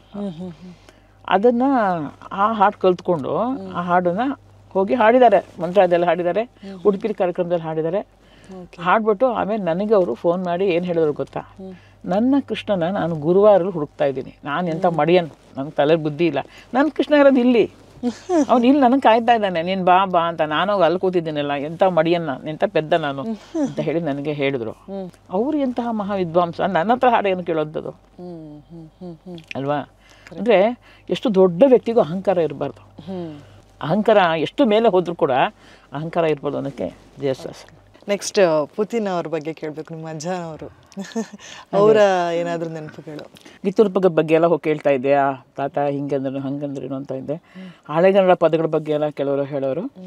ಆಮೇಲೆ ನಾನು ಅವರ ಗೋಕುಲ ನಿರ್ಗಮನದಲ್ಲಿ ಒಂದು ಹಾಡಿ ಬರುತ್ತೇನೆ ನೋಡೆ ವಾರಿಜನೋಚನ ಅಂತ, ಅವ್ರ ಮುಂದೆ ನಾನು ಡ್ಯಾನ್ಸ್ ಮಾಡಿ, ಆಗೇನು ನನಗೆ ಚಿಕ್ಕವಳು, ಒಂದು 20 ವರ್ಷ ನನಗೆ. ಅವ್ರ ಮುಂದೆ ಹೋಗಿ ನಾನು ಡ್ಯಾನ್ಸ್ ಎಲ್ಲ ಮಾಡವೆ. ನನಗೇನು ಒಂಥರ ಹೆದರಿಕೆ ಇಲ್ಲ, ಏನಿಲ್ಲ, ತುಂಬ ಇದು ಆಗಿ. ಅವರು ಸ್ಮಿತಾ ಅಂದರೆ ಹೆಂಗೆ, ಮಂದ ಸ್ಮಿತಾ ಹೆಂಗೆ, ಸ್ಮಿತಾ ಅಂದರೆ ಹೆಂಗೆ ನಗಬೇಕು, ಮಂದ ಸ್ಮಿತಾ ಅಂದರೆ ಹೆಂಗೆ ನಗಬೇಕು ಅಂದ್ಬಿಟ್ಟು ನನಗೆ ಆ್ಯಕ್ಟ್ ಮಾಡಿ ತೋರಿಸೋರು. ಬರುತ್ತಿಹನೇ ನೋಡೆ ವಾರಿಜಲೋಚನ ಬರುವನೆ ಇತ್ತೆಡೆ ಪೇಳು ನನ್ನಾಣೆ. ಇದು ಅವ್ರು ಹಾಕಿದ್ರಾಗ. ಪೂರ್ತಿ ಸಾಹಿತ್ಯ ರಚನೆಗೆ ಏನಾದರೂ ಸಹಕಾರ ಮಾಡಿದ್ಯಾ ಅಂತ ಹೇಳಿ, ಬರವಣಿಗೆ ವಿಚಾರದಲ್ಲಿ ಆಗಿರ್ಬೋದು? ನನಗೆ ಇಲ್ಲ, ನಾನು ತುಂಬ ಮಾತಾಡ್ತಾ ಇಲ್ಲ ಅವ್ರ ಹತ್ರ, ಬರೀ ಅವ್ರ ಹಾಡುಗಳೇ ಹಾಡ್ತಾ ಇದ್ದೆ. ಗೀತರೂಪಕ ಮಾಡಿದೆ. ಆಮೇಲೆ ನಾನು ಮಾಡಿ ಎಲ್ಲ ಆದಮೇಲೆ ನಾನು ತುಂಬ ಇಷ್ಟ ನನ್ನ ಬೇಷ್ ಅಂತೆಲ್ಲ ಹೊಗಳೋರು. ಆದರೆ ಏನಂದರೆ ಅವ್ರದ್ದೇ ರಾಗ ಹಾಕಬೇಕು ಅವ್ರ ಹಾಡಿಗೆ. ನಾವೇನೋ ರಾಗ ಚೇಂಜ್ ಮಾಡಿಬಿಟ್ರೆ ಅವ್ರಿಗೆ ಇಷ್ಟ ಆಗ್ತಾ ಇರಲಿಲ್ಲ. ಅವರ ಹಾಡುಗಳಿಗೆ ಆಮೇಲೆ ನಾನು ಬೇರೆ ರಾಗ ಹಾಕಿ ಮಾಡಿದೆ, ಅದು ಇಷ್ಟ ಆಗಲಿಲ್ಲ ಅವ್ರಿಗೆ. ನನಗೆ ಇಷ್ಟ ಇಲ್ಲ ಕಣೆ ಅಂತ ಹೇಳ್ಬಿಟ್ರು ಅವರು. ತುಂಬ ನೇರ, ಅದು ಏನು ಮುಲಾಜೆ ಇಲ್ಲ. ಸಂಬಂಧಿಕರು ಅವರು ಇವರು ಅಂತ ಏನೇ ಟಕ್ಕಂತ ಇದು. ನಮ್ಮ ಅಜ್ಜಿ ಮಾತ್ರ ಪಾಪ, ಯೋ ಚೆನ್ನಾಗಿತ್ತು ಕಣೆ, ನೀನು ಹಾಕಿದಾಗ ಚೆನ್ನಾಗಿತ್ತು ಕಣೆ, ಏನು ಮಾಡೋದು ನಿಮ್ಮ ತಾತ ಹಠ ಬಿಡೋದೇ ಇಲ್ವಲ್ಲ ಅಂತ ಹೇಳೋದು. ನಾನು ಹಾಕಿದ ರಾಗ ನಮ್ಮ ತಾತ ಇಷ್ಟಪಡಲಿಲ್ಲ. ಬಟ್ ಆದರೆ ಪಾಪ ಬೇರೆ ಥರ ತುಂಬ ಚೆನ್ನಾಗಿ ಇದು ಮಾಡೋರು. ಅವರಿಗೆ ನನ್ನ ಯಜಮಾನ್ರ ಮನೆಯವ್ರು ಹವ್ಯಕರು ಮನೆ ಊಟ ಮಾಡಬೇಕು ಅಂತ ತುಂಬ ಇಷ್ಟ ಇತ್ತು ಅವರಿಗೆ. ಅವ್ರು ಹೇಳೋರು, ಹವ್ಯಕರು ತುಂಬ ಚೆನ್ನಾಗಿ, ತುಂಬ ವೆರೈಟಿ ಮಾಡ್ತಾರೆ, ತಂಬುಳಿ ಅದು ಇದೆಲ್ಲ ಮಾಡ್ತಾರೆ ಕಣೆ, ಎಲ್ಲ ನಾನು ಊಟ ಮಾಡಬೇಕು ತುಂಬ ಆಸೆ ಅಂದರು. ಬನ್ನಿ ತಾತ ನಾನು ಮಾಡ್ಕೊಡ್ತೀನಿ, ನನಗೆಲ್ಲ ಕಲ್ತ್ಕೊಂಡಿದ್ದೀನಿ, ನಾನು ನಮ್ಮ ಯಜಮಾನ್ರ ಮನೆಯೆಲ್ಲ ಅಡುಗೆ ಎಲ್ಲ ಮಾಡ್ತಾರಲ್ಲ ಗೊತ್ತು ನಂಗೆ, ಬನ್ನಿ ಅಂದೆ. ಇಲ್ಲಪ್ಪ ನಾ ಬರೋ, ನೀನೆಲ್ಲ ಏನಾದರೂ ಹೈಂಗಾರಿ ಅಲ್ವ ನೀನು, ಎಲ್ಲ ಮಿಕ್ಸ್ ಮಾಡಿಬಿಟ್ಟಿರ್ತೀಯ, ನೀನು ಏನೇ ಮಾಡೋದು ಹೈಂಗಾರ ಸ್ಟವ್ಯಕ್ಕೆ ಸ್ಟೈಲ್ ಬರೋಲ್ಲ ಕಣೆ, ಎಲ್ಲ ಮಿಕ್ಸಪ್ ಆಗೋಗ್ಬಿಡುತ್ತೆ, ನನಗೆ ಪ್ಯೂರ್ ಹೈಗಾಗಬೇಕು, ಮನೆ ಊಟದ ಆಗಬೇಕು ಅಂತ ಹೇಳ್ತಾಯಿದ್ರು. ತಮಾಷೆ ಮಾಡೋಕ್ಕೆ ಹೇಳ್ತಾಯಿದ್ರು ಪಾಪ. ಆದರೆ ಮನೆಗೆಲ್ಲ ಬರೋರು ಅವರು. HSV ಅವರ ಮನೆ ಗೃಹ ಪ್ರವೇಶಕ್ಕೆ ನಾನೇ ನಮ್ಮ ತಾತ ಪಾಟಿ ಇಬ್ಬರನ್ನ ನಮ್ಮ ಯಜಮಾನರು ಕರ್ಕೊಂಡು ಹೋಗಿದ್ವಿ. ಅದೊಂದು ನಮಗೆ ನೆನಪು. ಆಮೇಲೆ ನಮ್ಮ ಮಕ್ಕಳು ಕಂಡ್ರೆ ತುಂಬ ಇಷ್ಟ ಪಾಪ. ನಮ್ಮ ಶ್ರೀರಕ್ಷಾ, ಶ್ರೀ ಸೂಕ್ತ ಇಬ್ಬರೂ ನಮ್ಮ ಅಜ್ಜಿ ತುಂಬ ಇಷ್ಟಪಡೋರು. ಇವಾಗ ಬಿಸಿಬೇಳೆ ಮಾತು ಮಾಡ್ಕೊಡ್ತೀನಿ ಬಾ ಅಂತ ಹೇಳಿ, ನಾನು ಈಗ ಕೆನಡಲ್ಲಿದ್ದಾಳೆ ಶ್ರೀ ಸೂಕ್ತ ಅಂತ, ಅವಳನ್ನ ಅವ್ರ ಮನೆ ನಾವು JP ನಗರಲ್ಲಿದ್ದಾಗ ದಿನ ಅವ್ರ ಮನೆ ಮುಂದೆಯಿಂದ ಸ್ಟುಡಿಯೋಗೆ ಬರ್ತಾಯಿದ್ವಿ. ಅವ್ರ ಮನೆಗೆಲ್ಲ ಇಲ್ಲಿ ಬಂದಮೇಲೆ ಹನುಮನ್ ನಗರ ಬಂದಮೇಲೆ ಕೂಡ ಅವ್ರ ಮನೆಗೆ ಹೋಗ್ತಾಯಿದ್ವಿ ನಾವು. ತುಂಬ ಪ್ರೀತಿಯಾಗಿದ್ದರು, ತುಂಬ ಸಿಂಪ್ಲಿಸಿಟಿ. ಅವ್ರು ಇನ್ನೊಂದು ಏನಂದರೆ ಪೂತಿನ ತಮಿಳಲ್ಲಿ ಮಾತಾಡಿದ್ರೆ ಕನ್ನಡದಲ್ಲಿ ಮಾತಾಡೆ ಅನ್ನೋರು. ನಮಗೇನಾಗುತ್ತೆ ಅಂದರೆ ಕನ್ನಡದಲ್ಲಿ ಮಾತಾಡಿದ್ರೆ ತುಂಬ ಭಕ್ತಿ ಬೋರ ಕಡಿಮೆ ಆಗುತ್ತೆ. ನಮ್ಮ ದೊಡ್ಡವರಲ್ಲ ಮನೇಲಿ. ಈಗ ನಮ್ಮ ತಾಯಿಯವರು ನನಗೆ ತಮಿಳಲ್ಲಿ ಮಾತಾಡೋದು, ನಮ್ಮ ಯಜಮಾನ್ರ ಜೊತೆ ಕನ್ನಡ ಮಾತಾಡೋದು. ನಮ್ಮ ತಾಯಿ ನಾವು ತಮಿಳಲ್ಲಿ ನೀ ವಾ ಪೋ ಅಂತ ಹೇಳ್ತೀವಿ, ಅದನ್ನು ನ್ಯೂಟ್ರಲ್ ಆಗೋಗ್ಬಿಡುತ್ತೆ. ಕನ್ನಡದಲ್ಲಿ ಬಾ ಅಂತ ಹೇಳೋದು ಅದೊಂದು ಸಿಂಗ್ಯುಲರ್ ಆಗ್ಬಿಡುತ್ತಲ್ಲ ಅಂತ, ನಮಗೆ ಏಕವಚನ ಆಗ್ಬಿಡುತ್ತಲ್ಲ ಅಂತ. ನಮ್ಮ ಅಜ್ಜಿ ಹತ್ರ ಅಂದರೆ ಪಾಟಿ ಅಂತ ಹೇಳ್ತಾ, ಅವ್ರ ಹತ್ರ ತಾತ ಹತ್ರ ನಾನು ತಮಿಳ, ಪಾಟಿ ಹತ್ರ ತಮಿಳೇ, ತಾತ ಹತ್ರ ಅಷ್ಟು ಕನ್ನಡ ಪ್ರೇಮ ಅವ್ರಿಗೆ. ಕನ್ನಡದಲ್ಲಿ ಮಾತಾಡಮ್ಮ, ಕನ್ನಡದಲ್ಲಿ ಮಾತಾಡೆ ಅನ್ನೋರು. ಎಲ್ಲಾರು ಹೋದ್ರೆ ನಮ್ಮ ಜಯಶ್ರೀನ ಅನ್ನೋರು ಪಾಪ. ಅಂದರೆ ನೋಡಿ, ಅದೇ ಈಗ ಎಷ್ಟು ಏನೇ ಆದರೂ ಕೂಡ ನಮ್ಮ ಭಾಷೆ ಯಾವುದು. ನಾವೀಗ ತಮಿಳಿಂದ ಬಂದರೂ ಕೂಡ ತಮಿಳು ಓದೋಕ್ಕೆ ಬರೋಲ್ಲ, ತಮಿಳು ಬರೆಯೋಕ್ಕೆ ಬರೋಲ್ಲ.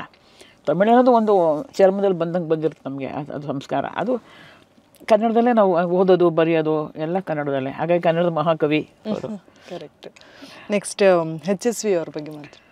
HSV ಅವ್ರು ನನಗೆ ಒಂದು ರೀತಿ ಅಣ್ಣ, ಒಂದು ರೀತಿ ಗುರು, ಒಂದು ತುಂಬ ಪ್ರೀತಿ ಅಂದ್ಕೊಂಡ್ರೆ. HSV ನನಗೆ ಪರಿಚಯ ಆಗಿದ್ದು 84ರಲ್ಲಿ. ಆಗ ನಮ್ಮ ರಕ್ಷಾ ಹಂಗೆ 2 ವರ್ಷ. ಅದಕ್ಕಿಂತ ಮುಂಚೆ ನಮ್ಮ ಮನೆ ಬರೋರು ಅವರು. ನಮ್ಮ ಶ್ರೀರಕ್ಷನ್ಗೆ ಇಷ್ಟುದ್ದ ಕೂದಲು. ಅವರು ಅವಾಗ ಮೊದಲನೇ ಒಂದು ಮಕ್ಕಳ ಕವಿತೆ ಬರೆಯೋಕ್ಕೆ ಬರಬೇಕು ಅಂತ ಹಾಕೊಂಡಿದ್ರು. ಅದಕ್ಕೆ ಅದರಲ್ಲಿ ನಮ್ಮ ರಕ್ಷಣೆ ಮೇಲೆ ಒಂದು ಹಾಡು ಬರೆದ್ರು. ಯಾರೋ ಏನೋ ಗೊತ್ತಿಲ್ಲ ನೋಡೇ ನಾಗವೇಣಿ, ಮಾಡಿಯಿಂದ ಮೋಡಕ್ಕೆ ಹಾಕಿದ್ದಾರೆ ಏಣಿಯಿಂದ ಅಂತ ಒಂದು ಪದ್ಯ ಬರೆದ್ರು. ಅದನ್ನು ರಕ್ಷಣೆಗೆಲ್ಲ ಆಮೇಲೆ ಹಾಡಿಸ್ದೆ ನಾನು. ರಕ್ಷಣೆ ಒಂದು 5 ವರ್ಷ ಆದಮೇಲೆ, ರಕ್ಷಣೆ 4 ವರ್ಷದಿಂದ ಹಾಡೋಕ್ಕೆ ಶುರು ಮಾಡಿದ್ಲು. ಚಿಕ್ಕ ಮಗುವಿಂದ ಹಾಡೋಳು. ಅವಳಿಗೆಲ್ಲ ಹಾಡಿಸ್ದೆ. ಯಾರೋ ಏನೋ ಗೊತ್ತಿಲ್ಲ ನೋಡೇ ನಾಗವೇಣಿ, ಮಾಡಿಯಿಂದ ಮೋಡಕ್ಕೆ ಹಾಕಿದ್ದಾರೆ ಏಣಿ ಅಂತ ಹಾಡು. ಅದು ಭಾಳ ಖುಷಿಪಟ್ಟರು ಅವರು. ಆಗ್ಲಿಂದ ನಂಗೆ ಪರಿಚಯ. ಸ್ಟುಡಿಯೋಗೆ ಬರೋರು ತುಂಬ ನಮ್ಮ ಕಡೆ ತುಂಬ ಗೌರವ. ಸೋದರಿ ಅಂತ. ನಾನು ಅಣ್ಣ ಅಂತ ಕರೋರು, ಅವರು ಯಾವತ್ತೂ ಏಕವಚನದಲ್ಲಿ ನಾನು ಕರೀಲಿಲ್ಲ. ಸೋದರಿ ಬರ್ತೀರಾ, ಬನ್ನಿ ಕೂತ್ಕೊಳ್ಳಿ ಅಂತ ಹೇಳೋರು. ಅವರು ಕಾಲೇಜಲ್ಲಿ ಇದ್ದಾಗ, ಸೆಂಟ್ ಜೋಸೆಫ್ ಕಾಲೇಜಲ್ಲಿ ಅವರು ಪ್ರೊಫೆಸರ್ ಆಗಿದ್ದಾಗಲೂ ಕೂಡ ಅಲ್ಲಿಗೆ ನಾನು ಕರೆಸಿ ಸುಗಮ ಸಂಗೀತದ ಬಗ್ಗೆ ESS ಅಧ್ಯಕ್ಷರು ಇವರು ಇದ್ದರು, ಇವರ ನೇತೃತ್ವ ನನ್ನ ಹತ್ರ ಉಪನ್ಯಾಸ ಮಾಡಿಸಿದ್ರು ಸುಗಮ ಸಂಗೀತದ ಬಗ್ಗೆ. ಆಗಲೇ ಹತ್ತತ್ರ ಒಂದು 30 ವರ್ಷ ಹಿಂದೆನೇ. ಅವ್ರು ರಿಟೈರ್ಡ್ ಆಗೇನೆ ಅವ್ರು 20 ವರ್ಷ ಆಯಿತು. 25 ವರ್ಷ ಹಿಂದೆನೇ ಹತ್ತತ್ರ ಕರೆಸಿ ಮಾಡಿಸಿದ್ರು. ಆಮೇಲೆ ಅವರ ಹಾಡುಗಳಿಗೆ ನಾನು ಅನೇಕ ಹಾಡುಗಳನ್ನ ರಾಗ ಹಾಕಿದ್ದೀನಿ. ನಾನು ಹೇಳಿದ್ನಲ್ಲ, ನನ್ನ ಹಾಡುಗೊಬ್ಬಗಳಿಗೆ ಅವ್ರು ಬರ್ಕೊಟ್ಟಿದ್ರು. ಏನಾಗ ಅನುಮಾನ ಆದರೂ ಅಣ್ಣಗೆ ನಾವು ಫೋನ್ ಮಾಡ್ತಾಯಿದ್ದೆ. ಇತ್ತೀಚೆಗೆ ಕೃಷ್ಣ ಕೋಗಿಲೆ ಅಂತ ಒಂದು ಮಾಡಿದೆ. ಅದೇನಾಯಿತು, ಜಸ್ಟ್ 2 years ಬ್ಯಾಕ್, 2 ವರ್ಷ ಹಿಂದೆ ಒಂದು ಯಾವುದೋ ಕಾರ್ಯಕ್ರಮ ಹೋಗಿದ್ವಿ. ಅಲ್ಲಿ ಎಲ್ಲ ಮುಗಿದು ಈಚೆ ಬರಬೇಕಾದ್ರೆ ಜ್ಯೇಷ್ಠವರೇ ನನಗೊಂದು ಆಸೆ ಇದೆ ಅಂದರು. ಹೇಳಿ ಅಣ್ಣ ಅಂದೆ. ನನಗೆ 10 ವರ್ಷನೂ ಒಂದು ಆಸೆ ಇದೆ, ನಿಮ್ಮ ಹತ್ರ ಹೇಳಿಲ್ಲ ನಾನು. ನೋಡಿ ಹೇಳಿ ಅಣ್ಣ ಅಂದೆ. ನಂದೊಂದು 10 ಹಾಡು ನೀವು ಸಂಗೀತ ಹಾಡಬೇಕು, ಅದನ್ನು ಶ್ರೀರಕ್ಷಣೆ ಹಾಡಬೇಕು ಅಂದರು. ಅದಕ್ಕೆ ಖಂಡಿತ ಅಣ್ಣ ಅಂದೆ. ಸರಿ, ಮಾರನೇ ದಿವಸನೇ ಹಾಡು ದಿನ ರಾತ್ರಿ ನಂಗೆ ರಾತ್ರಿ ಟೈಪ್ ಮಾಡಿ ರಾತ್ರಿ 1 ಗಂಟೆ 12 ಗಂಟೆ ಹಾಗೆ ಒಂದು 15 ಹಾಡು ಕಳಿಸ್ಕೊಟ್ರು. ನೀವು ಯಾವ್ದು ಬೇಕೋ ಸೆಲೆಕ್ಟ್ ಮಾಡ್ಕೊಳ್ಳಿ ಅಂತ. ಅದಕ್ಕೆ ನಾನೇ ಒಂದು 9 ಹಾಡು ಸೆಲೆಕ್ಟ್ ಮಾಡಿದೆ. ಸೆಲೆಕ್ಟ್ ಮಾಡಿ ಎಲ್ಲ ಮಾಡ್ತಾ ಇರ್ಬೇಕಾದ್ರೆ ಮಾರನೇ ದಿವಸ ಬೆಳಗ್ಗೆ 8 ಗಂಟೆಗೆ ರಾತ್ರಿ 1 ಗಂಟೆಗೆ ಒಂದು ಹಾಡು ಕಳಿಸಿದ್ದಾರೆ. ಹಿಂದೆ 2 ಗಂಟೆ ಒಂದು ಹಾಡು ಕಳಿಸಿದ್ದಾರೆ. ನನಗೇನು ಅಣ್ಣ ನಿದ್ದೆನೇ ಮಾಡಲ್ವಾ ಅನಿಸ್ತು. ಮನೆಯಂತ ಫೋನ್ ಮಾಡಿದೆ, ಅಣ್ಣ ಅಂತ ಕರೀದು ನಾನು. ಅಣ್ಣ ಏನಣ್ಣ ನೀವು ನಿದ್ದೆನೇ ಮಾಡಲ್ವಾ, ಯಾಕೆ ರಾತ್ರಿ ನಿದ್ದೆ ಕಟ್ತೀರಾ, ನಂಗೆ ಬೇರೆ ನಿದ್ದೆ ಮಾಡಬೇಡಿ, ಬೇರೆ ಟೈಮ್ ಕಳಿಸ್ಕೊಡಿ ಪರವಾಗಿಲ್ಲ ಅಂತ. ಇಲ್ಲ ಸೋದರಿ, ನಿದ್ದೆನೇ ಬರೋಲ್ಲ ನಾನು, ಜ್ಯೇಷ್ಠವ್ರೆ ನಿದ್ದೆನೇ ಬರೋಲ್ಲ ನನಗೆ ಅಂದರು. ಪಾಪ ತುಂಬ ಕ್ಲೋಸು, ಅನೇಕ ವಿಷಯಗಳನ್ನ ಹಂಚ್ಕೊಳ್ಳೋರು ಅವರು. ಅಣ್ಣ ಹೇಳಿದ ಪಾಠನೇ ಅದು. ನನ್ನ ಪಾಠನ ಕೆಲಸ ಮಾಡ್ಕೊಂಡು ಹೋಗ್ತಾ ಇರ್ಬೇಕಮ್ಮ, ವಿಮರ್ಶೆ ಬಂದರೆ ಬರಲಿ ಅಷ್ಟೇ ಅಂತ ಎಷ್ಟೋ ಒಳ್ಳೆ ಮಾತು ಹೇಳೋರು. ಅದು ಹಾಗೆ ನಡ್ಕೊಂಡವರು. ಬಹುಶಃ ಕವಿಗಳಂದ ತಕ್ಷಣ ಬೇರೆ ಬೇರೆ ಒಳಗಿಂದೇ ವ್ಯಕ್ತಿತ್ವ ಇರುತ್ತೆ, ಹೊರಗಿಂದೇ ವ್ಯಕ್ತಿತ್ವ ಬೇರೆ ಇರುತ್ತೆ. ಬಟ್ ಕವಿತೆನೇ ಅವರಾಗಿದ್ದರು, ಅವರೇ ಕವಿತೆ ಆಗಿದ್ದರು ಅವರು. ಕೊಟ್ಟರು ವಚನಗಳ ಬಗ್ಗೆ, ದಾಸರ ಪದ, ಗಮಕ. ನಾನು ಹೇಳಿದ್ನಲ್ಲ, ಸುಗಮ ಸಂಗೀತ ಅನ್ನೋದು ಗಮಕದ ಆಧುನಿಕ ರೂಪ ಅಂತ ನಾನು ಹೇಳೋದು. ಇವತ್ತು ಅದೇ ಹೇಳೋದು, ಯಾವತ್ತಿಗೂ ನಾನು ಅದೇ ಹೇಳೋದು. ಸೊ ಕಾವ್ಯ ಗಾಯನ ಕಲೆ ಅಂತ ಹೇಳಿದ್ನಲ್ಲ ನಿಮಗೆ, ಅಲ್ಲಿಂದ ನಾನು ಅನುಭವ ಕಲ್ತಿದ್ದು, ಓದಿದ್ದು ಅನುಭವ ಕಲ್ತಿದ್ದು. ಸೊ ಅಲ್ಲಿಂದ ವಚನಗಳ ಬಗ್ಗೆ, ಸಂಪ್ರದಾಯ ಗೀತೆಗಳು ಕೂಡ ಅಷ್ಟೇ. ಜನಪದ ಗೀತೆಗಳು ಹೇಗೆ ಮೂಲವೋ ಹಾಗೆ ಸಂಪ್ರದಾಯ ಗೀತೆಗಳು ಕೂಡ ನಮ್ಮ ಆಚಾರ ಸಂಸ್ಕಾರದ ಮೂಲ, ಶಿಷ್ಟ ಸಂಗೀತದ ಮೂಲ. ಹಾಗಾಗಿ ಅದು ಸಂಪ್ರದಾಯ ಗೀತೆಗಳು, ವಚನಗಳು, ಭಾವಗೀತೆಗಳು, ಅಂತಃಪುರ ಗೀತೆಗಳು, ಗಜಲ್ಗಳು, ಕೊನೆಗೆ ನಿರೂಪಣೆ. ಒಂದು ಕಾರ್ಯಕ್ರಮ ಅಂದರೆ ನಿರೂಪಣೆ ಹೇಗೆ ಮಾಡಬೇಕು, ಕಂಪೋಸಿಂಗ್ ಹೆಂಗೆ ಮಾಡಬೇಕು. ಪ್ರವೀಣ್ ಗೋಡ್ಕೆಂಡಿ ಎಷ್ಟು ಒಳ್ಳೆಯ ಲೇಖನ ಬರೆದಿದ್ದಾರೆ. ಪ್ರವೀಣ್ ಡಿ ರಾವ್ ಬರೆದಿದ್ದಾರೆ. ಮುದ್ದು ಮೋಹನ್ ಬರೆದಿದ್ದಾರೆ. ಎಷ್ಟು ಒಳ್ಳೆಯ ಲೇಖನ ಬರ್ಕೊಡ್ತಾರೆ IAS ಆಫೀಸರ್ ಅವರು. ದಾಸರ ಪದನ ಹೆಂಗೆ ಹಾಡಬೇಕು, ಹಿಂದೆ ಹೆಂಗೆ ಬಂತು, ಇವಾಗ ಹೆಂಗೆ ಬಂತು, ಹೇಗೆ ಮಾಡೋ ಅಂಥ ವಿಷಯಗಳು. ಇನ್ನೊಬ್ಬರು ಆಮೇಲೆ ವೆಂಕಟೇಶ ಗೋಡ್ಕಿಂಡಿ ಅಂತ ಹೇಳಿ ಧಾರವಾಡದವರು. ಇಡೀ ಕರ್ನಾಟಕದಲ್ಲಿ ಎಲ್ಲರ ಕೆಲವು ಲೇಖನ ಬರ್ಸಿದ್ದೀವಿ. ಅಮೇರಿಕದಲ್ಲಿ ಇದ್ದವರು ಬರ್ಕೊಟ್ಟಿದ್ದಾರೆ, ಕೆನಡಾದಲ್ಲಿದ್ದವರು. ಈ ಪರಮೇಶ್ವರ ಹೆಗಡೆ ತಮ್ಮ ವಿನಾಯಕ್ ಹೆಗಡೆ ಅಂತಿದ್ದಾರೆ, ಅವರು ಬರ್ಕೊಟ್ಟಿದ್ದಾರೆ. ಸಾಹಿತ್ಯ, ಸಂಗೀತ, ಕಂಪೋಸಿಂಗ್ ಎಲ್ಲರ ಬಗ್ಗೆ. ನಾನು ಎಷ್ಟು ಕಷ್ಟಪಟ್ಟೆ ಸುಗಮ ಸಂಗೀತಕ್ಕೆ. ನನಗೊಂದು ಆಕಾರ ಗ್ರಂಥನೇ ಇರಲಿಲ್ಲ ನನಗೆ ರೆಫರೆನ್ಸ್ಗೆ. ನಾನು ನೆಕ್ಸ್ಟ್ ಮಾಡೋರಿಗೆ ಇದು ಓದಿದ್ರೆ ಕಂಪ್ಲೀಟ್ ಅವ್ರಿಗೆಲ್ಲ ಸಿಗ್ತದೆ ಅಂತ ಹೇಳ್ಬಿಟ್ಟು ಕಂಪೋಸಿಂಗು, ನಿರೂಪಣೆ, ಧ್ವನಿ, ಪ್ರತಿಯೊಂದರ ಬಗ್ಗೆ ಬರ್ಕೊಟ್ಟೆ. ಹಿಂದೂಸ್ತಾನಿ ಸಂಗೀತ, ಕೊನೆಗೆ ಗಜಲ್, ಕನ್ನಡ ಗಜಲ್ ಅಂತ ಇವಾಗ ಒಂದು ಈ ಗಜಲ್ಗೆ ಬರಿತಾ ಇದ್ದೀನಿ ನಾನು 2006ರಲ್ಲಿ ರವೀಂದ್ರ ಹಂದಿಗನವರು ಅಂತ ಅವರಿಗೆ ಗಜಲ್ ಬರ್ಕೊಟ್ಟೆ. ಆಗ ಗಜಲ್ ಬಗ್ಗೆ ಓದಿದೆ ನಾನು. ಗಜಲ್ ಅಂದರೆ ಏನು, ಅದ್ರ ಪ್ರಕಾರ ಏನು, ಹೇಗಿರುತ್ತೆ, ಅದ್ರ ಜೀವ ಏನು, ಅದಕ್ಕೊಂದು ಸೂತ್ರ ಇದೆ, ಆ ಸೂತ್ರ ಏನು, ಅದೆಲ್ಲ ನಾನು ಓದಿದ್ದೆ, ಸಾಹಿತ್ಯಿಕವಾಗಿ ಓದಿದೆ. ನನಗೇನು ಉರ್ದು ಬರಲ್ಲ, ಆಯಿತಾ. ಹಿಂದಿನೂ ಸ್ವಲ್ಪ ಓದಿದಷ್ಟೇ ಹಿಂದಿ ಬರುತ್ತೆ. ಅದೇ ನನಗೆ ಬೇರೆ ಬೇರೆ ಗೊತ್ತಲ್ಲ ನನಗೆ. ನಮ್ಮ ಕರ್ನಾಟಕ ಸಂಗೀತದ ಜಾವಳಿಗಳು, ಪದ, ಅದೆಲ್ಲ ಶೃಂಗಾರ ಗೀತೆಗಳು. ಅದು ದೈವಿಕವಾಗಿದೆ, ಇದು ಲೌಕಿಕವಾಗಿದೆ. ಸೊ ಹಾಗಾಗಿ ಇಂತಹ ಒಂದು ಪ್ರಕಾರ ಏನಿದೆ, ಅದು ಸೂತ್ರ ಏನಿದೆ, ಗಜಲ್ಗೆ ಏನು ಒಂದು ಕಾವ್ಯದ ಒಂದು ಮೀಮಾಂಸೆ ಇದೆ, ಹೀಗೆ ಇರಬೇಕು ಅಂತ ಇರುತ್ತೆ, ಅದೆಲ್ಲ ನಾನು ಓದಿದ್ದೆ. ಅದ್ರ ಬಗ್ಗೆ ಒಂದು ಲೇಖನ, ಅಂತಃಪುರ. ಆಗ ಇದೆಲ್ಲ ಆದಾಗ ಏನಾಯಿತು, ಎಲ್ಲ ಲೇಖನ ಬರ್ಕೊಟ್ರು. ಕೆಲವು ನನ್ನ ಬಗ್ಗೆ ಬರ್ಕೊಟ್ರು. ನನಗೂ ಅಲ್ಲಿ ಅಧ್ಯಯನ, ಅನುಭವ, ಅಭಿನಂದನೆ ಅಂತ 3 ಭಾಗ ಮಾಡಿದ್ರು. ಅಧ್ಯಯನದಲ್ಲಿ ಇದೆಲ್ಲ ಬಂತು. ಅನುಭವದಲ್ಲಿ ನನ್ನ ಜೊತೆ ಕೆಲಸ ಮಾಡಿದವರು, ಯಾರ ಜೊತೆ ಕೆಲಸ ಮಾಡಿದ್ವಿ ನಾನು, ನನ್ನ ಜೊತೆ ಯಾರು ಕೆಲಸ ಮಾಡಿದ್ದಾರೆ ಅವ್ರದ್ದೊಂದು, ಕೊನೆ ಅಭಿನಂದನೆ ಅಂತೆಲ್ಲ ಬಂತು. ಹೆಚ್ಚೆಚ್ಚು ನನ್ನ ಮೇಲೆ ಬರೆದಂತಹ ಒಂದು ಕವಿತೆ. ಪಾಪ ಅರವಿಂದರ ಅಂತಃಕರದ ಗಿಳಿಯೇ, ಅಕ್ಕರೆಯ ತಳಿಯೇ, ಮಾತು ಚಿಲಿಮಿಲಿ ಮೌನ, ಮಾತೇ ಕಟ್ಟಿ ತೂಗಿದ ತೊಟ್ಟಿಲು, ಪುಟ್ಟ ತಾಯಿಗೆ ಮನೆ ತುಂಬ ಮಕ್ಕಳು, ಹುಟ್ಟಿನಿಂದಲೇ ಬಂದ ತಾಯ್ತನ, ಅರಳುವ ಹೂಗಳ ಹಗುರಾಗಿ ಹಿಡಿದು ಮಿಡಿದು ಅಳ್ಳಲಾಯಿ ಹಾಡಿ ಹಸಿದಾಗ ಅನ್ನ ಉಣ್ಣಿಸಿ ಕಣ್ಣು ತೆರೆಸಿದ ಸಹಜ ಕರುಣಿ, ಹೊರಗೆ ಅಂಗಳದಲ್ಲಿ ಬಗೆಬಗೆಯ ಆಲಾಪ, ಗಿಲಿಗಿಲಿ ಗಿಲಕಿ ನಿರ್ಮಲ ನಗೆ, ಸದಾ ಅನ್ನಪೂರ್ಣೆಯ ಆರೋಗಣೆ, ಬರುವ ಕವಿತೆಗೆ ಉಡಿಸಿ ತೊಡಿಸಿ ನಲಿವ ಮಮಕಾರ, ಅಣ್ಣ ಎಂದು ಎದೆಯಾಳದಿಂದ ಕರೆಯುವ ಒಲವಿನ ಅಕ್ಕರಿತಿ, ನನ್ನವಳು ನಿನಗತ್ತಿಗೆ ಎಂದೋ ಒಂದು ದಿನ ನೀಡಿದ ಬಿಸಿ ಬಿಸಿ ಕಾಫಿ ಬೋಂಡದ ಹದವ ಎಂದೂ ಮರೆಯದ ಮಮತೆಯ ಮಗಳೇ, ದಡಕ್ಕೆ ಕಡೆ ಹಾಯಿಸುವ ತಲೆಯೊನೆವ ತಾವರೆಯ ಮುಗುಳೆ, ನಿನ್ನ ಒಳಗರುಳ ಮೊರೆಯೆಂದು ನಿಲ್ಲದಿರಲೆಂದು ಅಕ್ಕರೆಯ ತಂಗಿ ಇರಲಿ, ಕಡೆವರೆಗೆ ಹೀಗೆ ಗರತಿ ಗೌರವದ ಸಹಜ ಕರುಣಾಭಂಗಿ. ಈಗ ನೋಡಿ ಯಶಸ್ವಿ ಕಾವ್ಯ ಅರ್ಥ ಆಗುತ್ತೆ, ಬೇರೆ ನಿಮಗೆ ಕೆಲವು ಅನೇಕ ಕಾವ್ಯಗಳು ಅರ್ಥ ಆಗಲ್ಲ, ಅದು ವ್ಯಾಖ್ಯಾನ ಬೇಕು. ಎಷ್ಟು ಇವ್ರು ಹೊಸ ಹೊಸ ಅಕ್ಕರಿತಿ ಅಂತಾರೆ ಇವರೇ, ಅಂತಃಕರಣದ ಗಿಳಿ ಅಂತಾರೆ. ಅಂತಃಕರಣ ಬೇರೆ, ಗಿಳಿ ಬೇರೆ. ಅಂತಃಕರಣ ಅನ್ನೋದು ಎಂಥ ಒಂದು ಒಳ್ಳೆ ವರ್ಡ್, ಅದು ಮನುಷ್ಯನಿಗೆ ಇರಬೇಕಾದಂಥದ್ದು. ಹಾಗಾಗಿ ಅವರ ಕವಿತೆಯೊಳಗೆ ನಾನೇ ಇಳಿದು ಅವ್ರನ್ನ ನೋಡ್ತಾ ಇದ್ದೀನಿ, ನನ್ನೇ ನೋಡ್ತಾ ಇಲ್ಲ. ಇನ್ನೊಬ್ಬರನ್ನ ನೀವು ಒಂದು ನೋಡಬೇಕಾದ್ರೆ ನಿಮ್ಮ ಮನಸ್ಸು ಹೇಗಿರುತ್ತೆ ತುಂಬ ಮುಖ್ಯ. ನನ್ನ ಗುರುಗಳು ಹೇಳೋರು, ನಮ್ಮ ಕನ್ನಡಿ ಶುಭ್ರವಾಗಿದ್ದರೆ ಮಾತ್ರ ನಮಗೆ ಪ್ರತಿಬಿಂಬ ಕಾಣಿಸುತ್ತೆ. ನಮ್ಮ ಕನ್ನಡಿ ನಮ್ಮ ಅಂತಃಕರಣ ಅಥವಾ ನಮ್ಮ ಮನಸ್ಸು ಅನ್ನೋ ಕನ್ನಡಿ ಬರೀ ಧೂಳು ತುಂಬಿಕೊಂಡಿದ್ರೆ ಅದು ಏನೂ ಆಗಲ್ಲ. ಅದಕ್ಕೆ ಅವಾಗವಾಗ ಎವ್ರಿ ಡೇ ಆ ಕನ್ನಡಿನ ಒರೆಸಿ ಇಟ್ಕೋಬೇಕಂತೆ. ನಮ್ಮ ಮನಸ್ಸು ನಮ್ಮ ಮಾತು ಶುಭ್ರ ಆಗಿರ್ಬೇಕಾದ್ರೆ ನಾವು ಯಾವಾಗಲೂ ಸ್ನಾನ ಅನ್ನೋದು ಮೈಗಲ್ಲ, ಅದು ಮನಸ್ಸಿಗೆ ಸ್ನಾನ. ಮೈಗೆ ಸೋಪ್ ಹಚ್ಚಿದ್ರು ಮನಸ್ಸು ಶುಭ್ರ ಹಾಕ್ಬೇರೆ, ಬೇರೆ ಏನೋ ಒಂದು ಪರ್ಸನಾಲಿಟಿ ಇದೆ ಅದಕ್ಕೂ. ಹಾಗಾಗಿ ಶುಭ್ರವಾದಂತಹ ಸ್ನಾನ ಮಾಡಿದಂಥ ತಪಸ್ವಿ ನಮ್ಮಣ್ಣ ಯಾವತ್ತು. ಸಾಕಷ್ಟು ವಿಚಾರಗಳನ್ನು ನೀವು ಹಂಚ್ಕೊಟ್ರಿ ಅಂತಲೇ ಹೇಳ್ಬೋದು. ಸೊ ಇನ್ನು ಮುಖ್ಯವಾಗಿ ನಾನು ಆಗಲೇ ಇಂಟ್ರೊಡಕ್ಷನಲ್ಲಿ ಹೇಳಿದ್ದೆ, ನಿಮ್ಮ ಹೆಸರಿನ ಜೊತೆಗೆ ನಾನು ಹೇಳಿದ್ದೆ ಡಾಕ್ಟರ್ ಜಯಶ್ರೀ ಅರವಿಂದ್ ಅಂತ. ಸೊ ಅರವಿಂದ್ ಅನ್ನುವಂಥ ಹೆಸರು ಬಂದರೆ ನಿಮ್ಮ ಹಸ್ಬೆಂಡಿನ ಹೆಸರೇ ಆಗಿದೆ. ಸೊ ನಾನು ಈ ಶೇಡಲ್ಲಿ ನಾನು ಮಾತಾಡ್ತಾ ಹೋಗೋದಾದರೆ, ನಿಮ್ಮ ಮಾವನವರಿಗೆ ನೀವು ಹೇಳಿದಂಥ ಮೊದಲ ಸುಳ್ಳು ನೆನಪಿದ್ಯಾ ಮ್ಯಾಮ್ ನಿಮಗೆ? ದೋಸೆ ಕಡಿಯಕ್ಕೆ ಬರುತ್ತೆ ಅಂತ.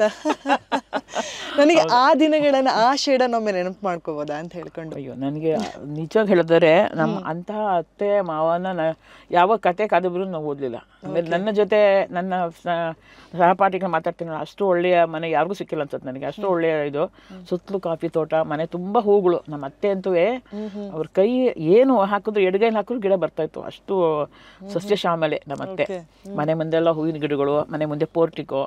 ಒಂದು ರೀತಿ ನನ್ನ ತಂಗಿ ಒಬ್ಳು, ನನ್ನ ತಂಗಿನ ಇಬ್ಬರು ಇದ್ದಾರೆ ನನಗೆ. ಒಬ್ಳು ಡಾಕ್ಟರ್ ವರಲಕ್ಷ್ಮಿ ಅಂತ, ಇನ್ನೊಬ್ಳು ಡಾಕ್ಟರ್ ಹರಿಣಿ ಅಂತ. ಆ ತಂಗಿ ಅವಳು ಹೇಳಿದ್ಲೇ, ನಿಮ್ಮ ಮನೆ ಇಂದ್ರವನ ಥರ ಇದೆ ಕಣೆ ಅಂತ.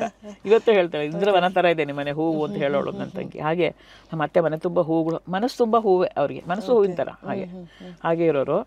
ಅದೇ ನನಗೆ ಸೌತ್ ಕನ್ನಡ ಏನೋ ಅಷ್ಟು ಟಚ್ ಇಲ್ಲ ನನಗೆ.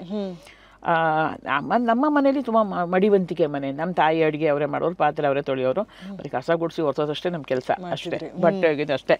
ಅದು ಫ್ರೀ ಇದ್ದಾಗ, ಇಲ್ಲ ಟೈಮಿನ ಕಾಲೇಜು ಅದು ಇದು ಓದು. ಈಗ ಇವ್ರ ಮನೆಗೆ ಹೋದ್ನಲ್ಲ, ನಿಂಗೆ ಇವ್ರು ಇವರು ಬೀಸೋದು ಅಂತಾರೆ ನಮ್ಮ ಮನೇಲಿ, ನಮ್ಮ ಕಡೆ. ದೋಸೆ ಬೀಸೋದು ಬರುತ್ತಾ ಅಂದರು, ಕಡಿಯೋದು.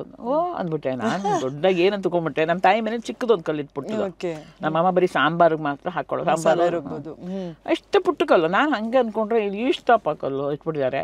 ಅಲ್ಲ ಹೋದೆ, ನಾನು ಇದು 35 kg, ಈಗ ಅದರ ಡಬ್ಬಲ್ಲು.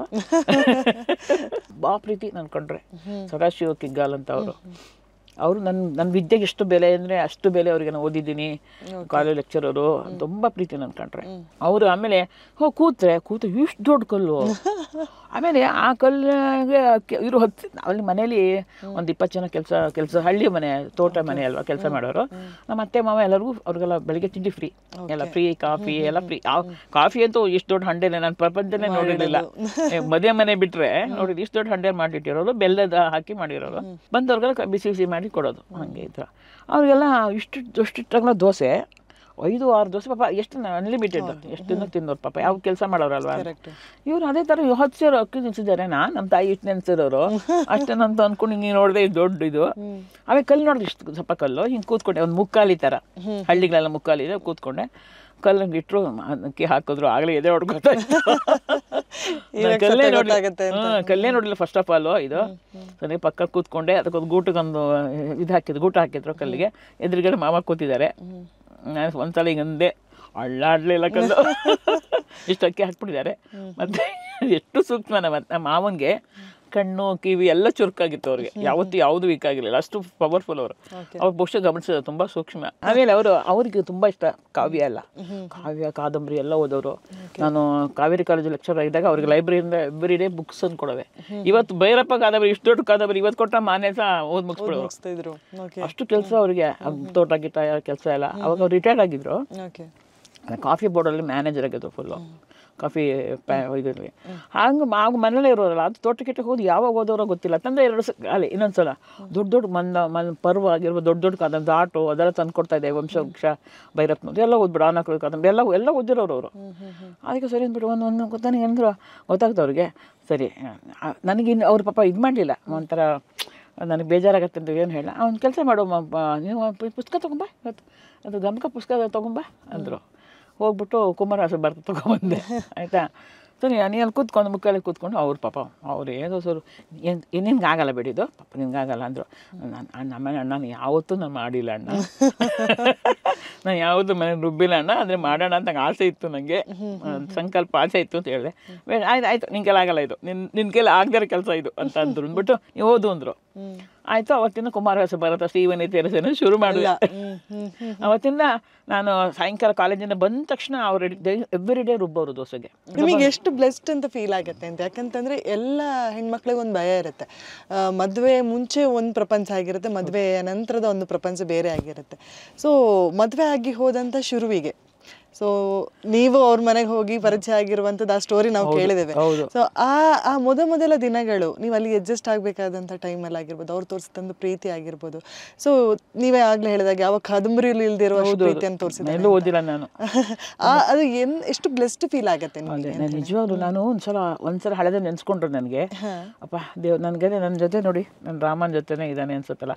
ನನಗೆ ರಾಮ ಅನ್ನೋ ದೇವರು ನನ್ನ ಜೊತೆನೇ ಇದ್ದಾನೆ ಯಾವಾಗ್ಲೂ. ನನಗೆ ಚಿಕ್ಕ ವಯಸ್ಸಲ್ಲಿ ಫಸ್ಟ್ ಸ್ಕೂಲ್ ಹೋಗ್ಲನ್ನ ಹಠ ಮಾಡಿಬಿಟ್ಟೆ ಹಳ್ಳಿಲಿ, ಹೋಗ್ಲೇ ಇಲ್ಲ ನಾನು. ಒಂದೇ ಸಲ 6ನೇ ಕ್ಲಾಸು. ಅಲ್ಲಿಂದ ನಾನು ಕರ್ಕೊಂಡು ಬಂದು ರಾಮಸ್ವಾಮಿ ಅಯ್ಯಂಗಾರ್ ಅಂತ, ಅವ್ರು ಬೆಂಗಳೂರು ಅವ್ರ ಜೊತೆ ಬಂದೆ, ನಮ್ಮ ತಾಯಿ ಅವ್ರ ಜೊತೆ ಕಳ್ಸೋರು ನನ್ನ. ಅದಾದ್ಮೇಲೆ ಪ್ರತಿ ಸಲ ರಾಮರಾಮನವರೇ ನನಗೆ ಹೆಲ್ಪು. PUC ನನಗೆ ಕೆಲಸಕ್ಕೆ ಸಿಗ್ಬೇಕಾದ್ರೆ ಅಲ್ಲಿ ರಾಮಚಂದ್ರ ಆಚಾರ್ಯ ಅಂತ ಅವ್ರು ಹೇಳಿದ್ರು, ಇಲ್ಲಿ ಕೆಲಸ ಇದೆ ಹೋಗು ಅಂತ ಹೇಳಿದ್ರು. ಅದಕ್ಕೆ ಅಲ್ಲಿಂದ ಹೋದೆ, ರಾಮಕೃಷ್ಣ ಉಡುಪ ಅಂತ ಅವ್ರು ಸೆಲೆಕ್ಟ್ ಮಾಡೋರು. ಅಲ್ಲಿಂದ ಮದುವೆ ಮಾಡಿಸೋರು ಇವ್ರ ಕಡೆ ರಾಮಮೂರ್ತಿ, ನನ್ನ ಕಡೆ ರಾಮಯ್ಯಂಗಾರ್ ಅಂತ ಅವರು. ಆಯಿತಾ, ಆಮೇಲೆ ಅಲ್ಲಿಂದ ಮದುವೆ ಆಗಿ ಬಂದರೆ ಇದು ಸ್ಟುಡಿಯೋ ಓನರು, ನಮ್ಮದು ಬಾಡಿಗೆ ಬಿಲ್ಡಿಂಗು ಸಿತಾರಾಮಯ್ಯ ಅಂತ, ಇದೊಂದು ಬಾಡಿಗೆ ಮನೆ ಮಾಡಿದ್ವಿ, ಅದು ರಾಮರಾವ್ ಅಂತ. ಮಧ್ಯೆ ರಾಮರಾವ್ ಮನೆ ನಮ್ಮ ಮನೆ ಬಿಡಿ ಅಂದರು, ಚೇಂಜ್ ಮಾಡಿದ್ವಿ. ಅದು ಇನ್ನೊಂದು ಮನೆ ನೋಡಿದ್ರೆ ಅದು ಅನಂತರಾಮ, ಅದೆಲ್ಲ ರಾಮನೇ. ಆಯಿತಾ, ಆಮೇಲೆ ತಿರ್ಗಾ ನಾವು ನಂದು ಚಲಾಟಗಾರ ಮಾದಪ್ಪ, ಆ ಪ್ರೊಡ್ಯೂಸರು ರಾಮು ಅಂತ. ಆಯಿತಾ, ಆಮೇಲೆ ನಾನೊಂದು ಹಳ್ಳಿ ತೋಟ ತೊಗೊಂಡ್ವಿ, ಆ ತೋಟ ಕೊಟ್ಟವ್ರು ರಾಮಣ್ಣ. ಅದೇನೇನೋ ನನಗೆ ಗೊತ್ತಿಲ್ಲ, ನಾನು ಯಾರು ನೋಡಿಲ್ಲ. ಕೊನೆಗೆ ಒಂದು ದಿವಸ ಕೂತ್ಕೊಂಡು ನನಗೆ ಈಗ ಒಂದು 5-6 ವರ್ಷ ಹಿಂದೆ ಆಗ ಅನ್ನಿಸ್ತದೆ, ಏನೊಬ್ಬ ರಾಮ ನಾನು ಹಿಂಬಾಲಿಸ್ತಾ ಇದ್ದಾನಲ್ಲ, ರಾಮ ಅಂತ ಒಬ್ಬ ನನ್ನದು ಇದ್ದಾನಲ್ಲ ಅಂತ ಅನ್ನಿಸ್ತು ನನಗೆ. ಆಮೇಲೆ ಹೇಳ್ದಲ್ಲ ನಾನು, ಈಗ ನನಗೆ ಇವ್ರ ಮನೆ ಬಂದಿದ್ದು ಅಷ್ಟೇ ಎಲ್ಲ ನನ್ನ ಹಿಂದೆ ಇದ್ದಾನೆ. ಇಷ್ಟೆಲ್ಲ ಅಂದರೆ ಕೊನೆಗೆ ನನಗೆ ಅಳಿಯಂದರು ನನ್ನ ಶ್ರೀರಕ್ಷಣೆ ಯಜಮಾನರು ಪ್ರಿಯಾರಾಮ್ ಅಂತ. ಆಯಿತಾ, 2ನೇ ಅವರೇ ಬಂದು ಕೇಳಿ ಮದುವೆ ಮಾಡ್ಕೊಂಡ್ರು. ಅವರು 2ನೇ ನಮ್ಮ ಶ್ರೀ ಸೂಕ್ತ, ಅವ್ರ ಹೆಸರು ಪಟ್ಟಾಭಿರಾಮ್ ಅಂತ.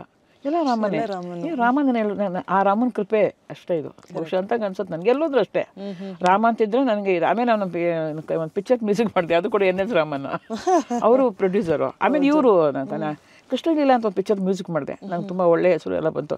ಅದೇ ಜೇಸಸ್ ಎಲ್ಲ ಹಾಡೋದಲ್ಲ, ಅದಕ್ಕೆ ಇವರು ರಾಮರಾವ್ ಅಂತ ಪಂಡ್ರಿಬಾಯಿ ಅವರ ಯಜಮಾನರು, ಅವರೇ ಪ್ರೊಡ್ಯೂಸರು.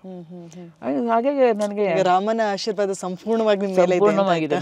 ಅದೇ HSV ಅವರು ರಾಮನ ಕಲ್ಪನೆ ಎಷ್ಟು ಚೆನ್ನಾಗಿ ಹೇಳಿದ್ರು. ರಾಮ ಒಬ್ಬನ ಫುಲ್ ಜಾಯಿಂಟ್ ಫ್ಯಾಮಿಲಿ ಇರುವಂಥ ಫುಲ್ ಫ್ಯಾಮಿಲಿ ಮ್ಯಾನ್ ಅಂತ ಹೇಳಿದ್ದಾರೆ. ಹಾಗೆ ಅಂದರೆ ಈ ನಿಮ್ಮ ಈ ಕಲೆಯನ್ನು ಬೆಳೆಸಲಿಕ್ಕೆ ಅವ್ರ ಸಹಕಾರ ಯಾವ ರೀತಿಯಾಗಿತ್ತು? ನನಗೆ ಹೇಳ್ದಲ್ಲ, ಈಗ ನಾನು ಗಮಕ ಓದಿದ್ನಲ್ಲ, ಗಮಕನ ಮರ್ತ್ಬಿಡ್ಬೋದಿತ್ತು. ನಾನು ಅಲ್ಲಿ ಕಾಲೇಜಲ್ಲಿ ಪಾಠ ಮಾಡ್ಕೊಂಡು ಬರೋದೇ ಬೇರೆ ಅಲ್ವಾ, ನಾನು ಕನ್ನಡ ಲೆಕ್ಚರರು. ಬಟ್ ಮನೇಲಿ ಬಂದು ನನಗೆ ಸಾಯಂಕಾಲದ ಭಜನೆ ಮಾಡಿಸೋರು ನಮ್ಮ ಅತ್ತೆ. ತ್ರಿಭುವನ ಜನನಿ ತುಂಬ ಇಷ್ಟ ನಮ್ಮ ಅತ್ತೆಗೆ. ಸಾಯಂಕಾಲ ಅದು ಹೇಳೋನವರು, ಅವರು ಹಾಡೋರು. ಮತ್ತು ಆಮೇಲೆ ತುಂಬ ಒಂಥರ ಬೆರಗು ಗಂಡಲ್ಲಿ ನನ್ನ ನೋಡೋರು ಇಬ್ಬರೂ ತುಂಬ. ಹಾಗೆ ನಮ್ಮ ತುಂಬ ಒಂದೊಂದು ಪ್ರಮೋಷನ್ ತಾನದು. ಈಗ ನಾನು ಅದೇ ಹೇಳಿದ್ನಲ್ಲ, ಏನು ನಾವು ಎಕ್ಸ್ಪೆಕ್ಟ್ ಮಾಡ್ತೀವಿ, ಒಬ್ಬ ಕಲಾವಿದ ಇನ್ನೊಬ್ಬ ಕಲಾವಿದನಿಗೆ ಬೆನ್ನು ತಟ್ಟಿ ಪ್ರೋತ್ಸಾಹ ನೀಡಬೇಕು, ಸಾಧ್ಯ ಆದರೆ ಶಿಫಾರಸು ಮಾಡಬೇಕು. ನನಗೆ ನಮ್ಮ ಅತ್ತೆ ಮಾವ ನನಗೆ ಏನಂದ್ರೆ ಪಾಸಿಟಿವ್ ಆಗಿ ನನ್ನನ್ನು ಟ್ರೀಟ್ ಮಾಡೋರು. ನನಗೂ ತುಂಬ ಇಷ್ಟ. ನಾನು ಜನರನ್ನ ಪ್ರೀತಿ ಮಾಡೋಳು. ನನಗೆ ಶತ್ರುಗಳೇ ಇಲ್ಲ, ಅಜಾತ ಶತ್ರು. ನನಗೆ ಗೊತ್ತಿಲ್ಲದೆ ಯಾರೋ ನನ್ನನ್ನು ದ್ವೇಷ ಮಾಡಿದ್ರು ಕೂಡ ನಾನು ಯಾರನ್ನೂ ನಾನು ದ್ವೇಷ ಮಾಡಲ್ಲ. ಕೆಲವು ಸಲ ನಾನು ತುಂಬ ಕಠಿಣವಾಗಿ ನಾನು ವಿಮರ್ಶೆ ಮಾಡ್ತೀನಿ, ಒಪ್ಕೊಳ್ಳಲ್ಲ. ನನಗಿಷ್ಟ ಆಗದಿರೋ ನನ್ನ ಪ್ರಿನ್ಸಿಪಲ್ಸ್ಗೆ ವಿರುದ್ಧವಾಗಿದ್ದರೆ ನಾನು ಒಪ್ಕೊಳ್ಳಲ್ಲ. ನನಗೆ ನನ್ನ ಸಂಪ್ರದಾಯ, ನನ್ನ ಸಂಸ್ಕಾರ, ಒಬ್ಬ ಮಹಿಳೆ ಹೆಂಗಿರಬೇಕು, ಹೆಣ್ಮಕ್ಳು ಹೆಂಗಿರಬೇಕು, ಮನೆ ಸಂಸಾರ ಹೆಂಗಿರಬೇಕು, ಒಂದು ಕುಟುಂಬ ಹೆಂಗಿರಬೇಕು, ಅದನ್ನು ಆ ಒಂದು ಪ್ರಿನ್ಸಿಪಲ್ ನಾನು ಆಚೆಗೆ ಬರೋಕ್ಕೆ ಇಷ್ಟಪಡಲ್ಲ. ಆದರೆ ನಾನು ಯಾರನ್ನೂ ದ್ವೇಷ ಮಾಡಲ್ಲ. ಕರೆಕ್ಟ್, ಅದು ಗೊತ್ತಾಗ್ತಾ ಇದೆ ನಮಗೆ. ನನಗೆ ಇನ್ನು ನಿಮ್ಮ ಆಸಕ್ತಿಯ ಕ್ಷೇತ್ರದ ಬಗ್ಗೆ ಮಾತಾಡ್ತಾ ಹೋಗೋದಾದರೆ, ಈ ರಾಗಲೋಕದಲ್ಲಿ ಸಾಕಷ್ಟು ನೀವು ಕೆಲಸ ಮಾಡಿದ್ದೀರಾ. ಸೊ ಸಂಯೋಜನೆ, ಹಾಡುಗಾರಿಕೆ ಆಗಿರ್ಬೋದು. ಸೊ ಇದರಲ್ಲಿ ನಿಮಗೆ ತುಂಬ ಆಪ್ತವಾಗಿರುವಂಥದ್ದು ಯಾವುದು ಅಂತೇಳಿ? ಯಾಕೆಂದರೆ ಕೆಲವರಿಗೆ ಇರುತ್ತೆ, ಈಗ ರಾಗ ಸಂಯೋಜನೆ ಮಾಡುವವರಿಗೆ ಬರೀ ಅದರಲ್ಲೇ ಆಸಕ್ತಿಯಾ ಅಂತ ಕೇಳಿದರೆ ಇಲ್ಲ. ಸೊ ಅವರಿಗೆ ಇನ್ನೊಂದೇನೋ, ನಂಗೆ ಹಾಡೋದು ಕೂಡ ಇಂಪಾರ್ಟೆಂಟ್ ಆಗುತ್ತೆ, ಹಾಡು ಕೂಡ ತುಂಬ ಇಷ್ಟ ಆಗುತ್ತೆ ಅಂತ ಹೇಳ್ತಾರೆ. ಸೊ ನಿಮಗೆ ಜಯಶ್ರೀ ಅವರಿಗೆ ತುಂಬ ಇಷ್ಟ ಆಗುವಂಥದ್ದು ಯಾವ ಪ್ರಕಾರ ಅಂತ, ಮನ್ಸಿಗೆ ತುಂಬ ಖುಷಿ ಕೊಡುವಂಥದ್ದು? ನನಗೆ ಈಗ ನಂಗೆ ಚೆಲ್ಲಾಟಗಾರ ಮಾತು ಮಲಪ್ಪ ಕ್ಯಾಸೆಟ್ ಮಾಡಿದ್ನಲ್ಲ, ನಾನೇ ಬರೆದೆ ನಾನೇ ಮಾಡಿದ್ನಲ್ಲ. ನಾನು ಹೇಗೆ ಮಾಡ್ತೀನಿ ಅಂದರೆ, ಅಟ್ ಎ ಟೈಮ್ ಹಾಡು ಸಾಹಿತ್ಯ ರಾಗ ಒಟ್ಟಿಗೆ ಹುಟ್ಬಿಡುತ್ತೆ ನನಗೆ. ನನಗೆ ಎರಡು ಅಟ್ ಎ ಟೈಮ್ ಹುಟ್ಟುತ್ತೆ. ಈಗ ಸಪ್ರೇಟಾಗಿ ಹಾಡು ಬರೆದು ನಾನು ಟ್ಯೂನ್ ಮಾಡೋದೇ ಇಲ್ಲ. ಈಗ ಕೆಲವ್ರು ಹಂಗೆ ಮಾಡ್ತಾರಲ್ವ, ಕವಿತೆ ಬರ್ಬಿಟ್ಟು ಟ್ಯೂನ್ ಮಾಡಿ ಅಟ್ ಎ ಟೈಮ್ ಎರಡು ಹುಟ್ಬಿಡುತ್ತೆ. ಹಾಗಾಗಿ ನನಗೆ ಹಾಡು ಏನು ಹೇಳುತ್ತೆ ಅದನ್ನೇ ಸಾಹಿತ್ಯನೂ ಹೇಳುತ್ತೆ. ಹಾಗೆ ಎರಡೂ ಹಾಗೆ ಆಗಿಬಿಡುತ್ತೆ. ಆದರೆ ಚೆನ್ನಾಗಿ ಎಲ್ಲ ಹಾಡುಗಳು ಅಂತ ನಾನು ಬರೆದಿರೋ ಎಲ್ಲ ಹಾಡುಗಳು ನನಗೆ ಇಷ್ಟನೇ. ಯಾವ್ದು ಇಷ್ಟ ಇಲ್ಲ ಅಂತಲ್ಲ. ಆದರೆ ಕೆಲವರು ಈಗ ಜನ ಇಷ್ಟಪಟ್ಟದನ್ನ ನನಗೆ ಅಯ್ಯೋ ಏನು ಇಷ್ಟಪಟ್ಟಿದ್ದು ಅಂತ ಅನ್ಸುತ್ತೆ ನನಗೆ. ಈಗ ರಾಜ್ಕುಮಾರ್ ಹಾಡಿದ್ರಲ್ಲ, ಅವರು ಹಾಡುಗಳನ್ನ ಹೆಂಗೆ ಎತ್ಕೊಂಡು ಅದನ್ನ ಮೇಲೆ ಒಂದು ಹಕ್ಕಿ ಥರ ಹಾರಿಸ್ಬಿಟ್ರು. ಒಂದು ರೆಕ್ಕೆ ಇಲ್ಲದೆ ಇರೋಂತಹ ಹಕ್ಕಿ ನನ್ನ ಹಾಡು ಅಂತ ಇಟ್ಕೊಳ್ಳಿ, ಅದಕ್ಕೆ ರೆಕ್ಕೆ ಬೇರೆ ಒಂದು ಚಿನ್ನದ ರೆಕ್ಕೆ ಕೊಟ್ಟು ಹಾರಿಸ್ಬಿಟ್ರು ರಾಜ್ಕುಮಾರ್ ಅಂತ. ಆ ಸಿಂಗರ್ಸ್ಗೆ ನಾನು ಕೈ ಮುಗಿಬೇಕು, ಮಹಾನ್ ಭಾವರಿಗೆ. ನನಗೆ ನಾನು ಅದನ್ನೇ ಕೇಳುವಂತಿದ್ದೆ. ಯಾಕೆಂತಂದ್ರೆ ಸಂಗೀತ ಸಂಯೋಜಕರು ಮತ್ತು ಗಾಯಕರು ಇವರ ನಡುವಿನಂತಹ ಒಂದು ಸಂಬಂಧ ಇದೆಯಲ್ಲ, ತುಂಬಾ ಪವಿತ್ರವಾದ್ದು ಅಂತ ಹೇಳ್ಬೋದು. ಯಾಕೆಂತಂದ್ರೆ ನಿಮ್ಮ ಕಲ್ಪನೆಗೆ ಚಿತ್ರ ಕೊಡುವಂತ ಕೆಲಸ ಗಾಯಕ ಮಾಡ್ತಾರೆ. ಸೊ ಈ ಸಂಬಂಧದ ಬಗ್ಗೆ ಏನ್ ಹೇಳ್ತೀರಾ? ಅದಕ್ಕೆ ನನಗೆ ಏನಂದ್ರೆ, ನಾನು ಯಾವತ್ತೂ ಸರೆಂಡರ್ ಆಗೋದು ನನ್ನ ಸಿಂಗರ್ಸ್ಗೆ. ಈಗ ನಾನು ಮುಂಚೆ ನಾನು ಹಾಡ್ತಾ ಇದ್ದೆ, ನಾನು ಹಾಡೋದು ನಿಲ್ಸೆ. ಯಾಕೆ ಅಂದರೆ, ನಾನು ಒಬ್ಬರು ವಿಮರ್ಶೆ ನೋಡಿದೆ. ಒಬ್ಬರು ದೊಡ್ಡ ಒಳ್ಳೆ ವಿಮರ್ಶೆ ಬಂದಿದ್ರು. ಜಯಶ್ರೀ ಅರವಿಂದ್ ಅವರು ಒಳ್ಳೆಯ ಸಂಯೋಜಕಿ, ಒಳ್ಳೆಯ ಲೇಖಕಿ, ಒಳ್ಳೆಯ ಗಾಯಕಿ ಅಲ್ಲ ಅಂತ ಹಾಕಿದ್ರು ಪಾಪ. ಅದು ನಾನು ಒಪ್ಕೊಂಡೆ. ಅದನ್ನ ಯೂಶಲಿ ನಾವೇನು ಮಾಡ್ತೀವಿ ಅಂದರೆ, ಯಾವುದೋ ವಿಮರ್ಶೆ ಬಂದರೆ ಅವ್ರಿಗೆ ನಮಗೆ ವೈಮನಸ್ಯ ಇದೆ, ನನ್ನ ಕಂಡ್ರೆ ಆಗಲ್ಲ ಅವ್ರಿಗೆ, ಹೊಟ್ಟೆಗೆ ಅದಕ್ಕೆ ಹಂಗೆ ಹೇಳಿದ್ರು ಅವ್ರಿಗೆ, ಅದಕ್ಕೆ ಅಂತ ನಾವು ಅನ್ಕೋತೀವಲ್ಲ. ಹಾಗೆ ಅಂದ್ಕೊಳ್ಳಿಲ್ಲ, ಹಾಗೆ ಅಂದ್ಕೊಳ್ಳೋದಿಲ್ಲ ನಾನು ಇವತ್ತು ಅಷ್ಟೇ. ನನ್ನ ಮಗು ಹೇಳಿದ್ರು ಕೂಡ, ನನ್ನ ಮಗಳು ಹೇಳಿದ್ರು, ಇವಾಗಲ್ಲ ರಕ್ಷಾ, ಈಗ ದೊಡ್ಡವಳಾಗಿದ್ದಾಳೆ, 7 ವರ್ಷ ಹುಡುಗಿ ಇದ್ದಾಗ ಹೇಳಿದ್ಳು, ಅಮ್ಮ ಈ ಹಾಡು ನೀನು ಮತ್ತೆ 2 ಸಲ ಟ್ಯೂನ್ ಮಾಡಿದ್ಯಾ ನೀನು, ಅದು ಡಿಪೀಟ್ ಮಾಡಿದ್ಯಾ ಅಂತ ಹೇಳೋಳು ರಕ್ಷಾ. ಟಕ್ಕಂತ ಆ ಟ್ಯೂನ್ ಬಿಟ್ಟು ಬೇರೆ ಟ್ಯೂನ್ ಮಾಡೋ, ಮಕ್ಕಳು ಹಾಡೋದು ಮಾತು ಕೇಳಬೇಕು. ಇನ್ನೊಂದ್ಸಲ ಅದು ಟೈಟ್ಲ್ ಇಟ್ಟಿದೆ, ಈ ಟೈಟ್ಲ್ ಅದು ಇಡಬೇಡ ಅಂದು ರಕ್ಷಾ. ಆ ಟೈಟ್ಲ್ ಇಟ್ಟಿದೆ ಒಂದು ಕ್ಯಾಸೆಟ್ಗೆ, ಅಮ್ಮ ಈ ಟೈಟ್ಲ್ ಚೆನ್ನಾಗಿಲ್ಲ ಇಡಬೇಡ ಅಂದ್ಲು. ಆದರೂ ಆ ಟೈಟ್ಲ್ ಇಟ್ಟು ಅದು ಫೇಲ್ಯೂರ್ ಆಯಿತು. ತಕ್ಷಣ ತಿರ್ಗಾ ಅವಳು ಹೇಳಿದ ಟೈಟ್ಲ್ ಇಟ್ಟು ತಿರ್ಗಾ ಲೇಬಲ್ ಚೇಂಜ್ ಮಾಡಿದೆ, ಬೇರೆ ಟೈಟ್ಲ್ ಇಟ್ಟು ತಿರ್ಗಾ ಮಾಡಿದೆ ನಾನು. ಅಂದರೆ ಕೆಲವು ಸಲ ನಾವು ನಮ್ಮ ಅಹಂ ಅದನ್ನು ಕಂಪ್ಲೀಟ್ ಬಿಡಬೇಕು. ನಾವು ಎಲ್ಲಿ ತನಕ ನಾವು ಅಹಂ ಇರುತ್ತೋ ಅಲ್ಲಿ ತನಕ ನಾವು 1 ಇಂಚು 1 ಸೆಂಟಿಮೀಟ್ರ್ ಮುಂದೆ ಹೋಗೋಕ್ಕಾಗಲ್ಲ. ಹಾಗೆ ನನಗೆ ಇವತ್ತು ಅಷ್ಟೇ ನನ್ನನ್ನು ಬೆಳೆಸಿದ್ದು ನನ್ನ ಸಿಂಗರ್ಸು. ಯಾಕಂದರೆ ನನ್ನ ಮನಸ್ಸಲ್ಲಿತ್ತು ಹಾಡೋಕ್ಕೆ, ನನಗೆ ನನ್ನ ವಾಯ್ಸು ಸಹಕರಿಸ್ತಾ ಇರಲಿಲ್ಲ. ಯಾಕಂದರೆ ನನಗೆ ಸಾಧನೆ ಇಲ್ಲ. ನಾನು 24 ಗಂಟೆ ಅಡುಗೆ ಮೇಲೆ ಎದ್ಕೊಂಡು, ಮಕ್ಕಳನ್ನ ನೋಡಿಕೊಂಡು, ಅತ್ತೆ ಮಾವ ತಂದೆ ತಾಯಿ ಮನೆ ಬರೋ ಹೋಗು. ನಮಗೆ ಅತಿಥಿಗಳೇ ತುಂಬ ಮುಖ್ಯ. ನನಗೆ ನಮ್ಮ ಸ್ಟುಡಿಯೋಗೆ ನಮ್ಮ ಯಜಮಾನರು ನಮ್ಗೆ ಏನು ಹಾಕ್ಕೊಟ್ಟಿದ್ರು, ಮನೆಗೆ ಯಾರು ಬಂದರೂ ಅವ್ರನ್ನ ಚೆನ್ನಾಗಿ ನೋಡ್ಕೋಬೇಕು, ಅದೇನು ಮುಖ್ಯ. ಹಾಗಾಗಿ ನನಗೆ ನನ್ನ ಸಿಂಗರ್ಸೇ ನನಗೆ ಗ್ರೇಟು. ನನಗೆ ಇವರು ರಾಜ್ಕುಮಾರ್ ನನ್ನ ಅಭಿಮಾನಿ ದೇವರುಗಳು ಅಂತಾರಲ್ಲ, ನನಗೆ ನನ್ನ ಗಾಯಕರೇ ನನಗೆ ದೇವರುಗಳು. ಯಾಕಂದರೆ ಅವರು ನನ್ನನ್ನು ಎಲ್ಲೋ ಕರ್ಕೊಂಡು ಹೋದ್ರು. ಈಗ ಫಸ್ಟು ನರಸಿಂಹ ನಾಯ್ಕು ನಮ್ಮ ಹಾಡುಗಳು ತುಂಬ ಚೆನ್ನಾಗಿ ಹಾಡಿದ್ರು. ಅವರು ನನ್ನ ಎಷ್ಟು ಸುಮಾರು ಹಾಡು ಹಾಡಿದ್ದಾರೆ. ನನ್ನ ಹಾಡು ಶುರುವಲ್ಲ ಹಾಡಿದ್ದಾರೆ, ಡಿವೋಷನ್ ಹಾಡಿದ್ದಾರೆ. ಕುದುರೇನ ತಂದೇವ್ನಿ ಜೀನಾವ ಭಿಕ್ಷೇವ್ನಿ, ಬರಬೇಕು ತಂಗಿ ಮದುವೆಗೆ, ಬರಬೇಕು ತಂಗಿ ಮದುವೆಗೆ. ಇದು ಏಳೆ, ಇದು ಕೂಡ ಹೇಳ. ಈ ಥರ ಹಾಡುಗಳು ನನ್ನ ಎತ್ತು ಎಲ್ಲ ಕರ್ಕೊಂಡು ಹೊಟ್ಬಿಟ್ಟು ನಾನೆಲ್ಲಿರ್ತೀನಿ. ಮೊನ್ನೆ HSV ಅವರು ಒಂದು ಭಾಷಣದಲ್ಲಿ ಹೇಳಿದ್ದಾರೆ. ಅವರು ಅದರಲ್ಲಿ, ನಾನು ಅಮೇರಿಕಾ ಹೋದಾಗ ನನಗಿಂತ ಮುಂಚೆ ನನ್ನ ಹಾಡುಗಳು ವೀಸಾ ಪಾಸ್ಪೋರ್ಟು ಟಿಕೆಟ್ ಏನು ಇಲ್ಲದೆ ಹೊರಟಾಗಿದ್ವು. ಆಮೇಲೆ ನಾನು ಹೋದೆ ಎಲ್ಲ ವೀಸಾ ಪಾಸ್ಪೋರ್ಟ್ ತೊಗೊಂಡು. ಅವಳಿಗೆ ಏನು ವೀಸಾನೂ ಇಲ್ಲ, ಪಾಸ್ಪೋರ್ಟು ಇಲ್ಲ. ನನಗಿಂತ ಮುಂಚೆ ನನ್ನ ಹಾಡುಗಳು ನನ್ನ ಲೋಕದ ಕಣ್ಣಿಗೆ ಅಲ್ಲಿ ಹೊರಟಾಗಿತ್ತು. ಪ್ರೀತಿಯ ಕಣ್ಣಿನ ಕವಿ ನೀವೇನಾ ಅಂತ ಕೇಳಿದ್ರು ಅಲ್ಲಿ ಅಂತ ಹೇಳಿದ್ರು ಅವರು. ಹಾಗೆ ನನ್ನನ್ನು ಮೇಲಕ್ಕೆ ಎಲ್ಲೋ ಕರ್ಕೊಂಡೋದವರು. ಇವತ್ತು ನಿಮ್ಮ ಮುಂದೆ ನಾನು ಇರಬೇಕಾದ್ರೆ ನನ್ನ ಗಾಯಕರೇ ನನಗೆ ದೇವರು.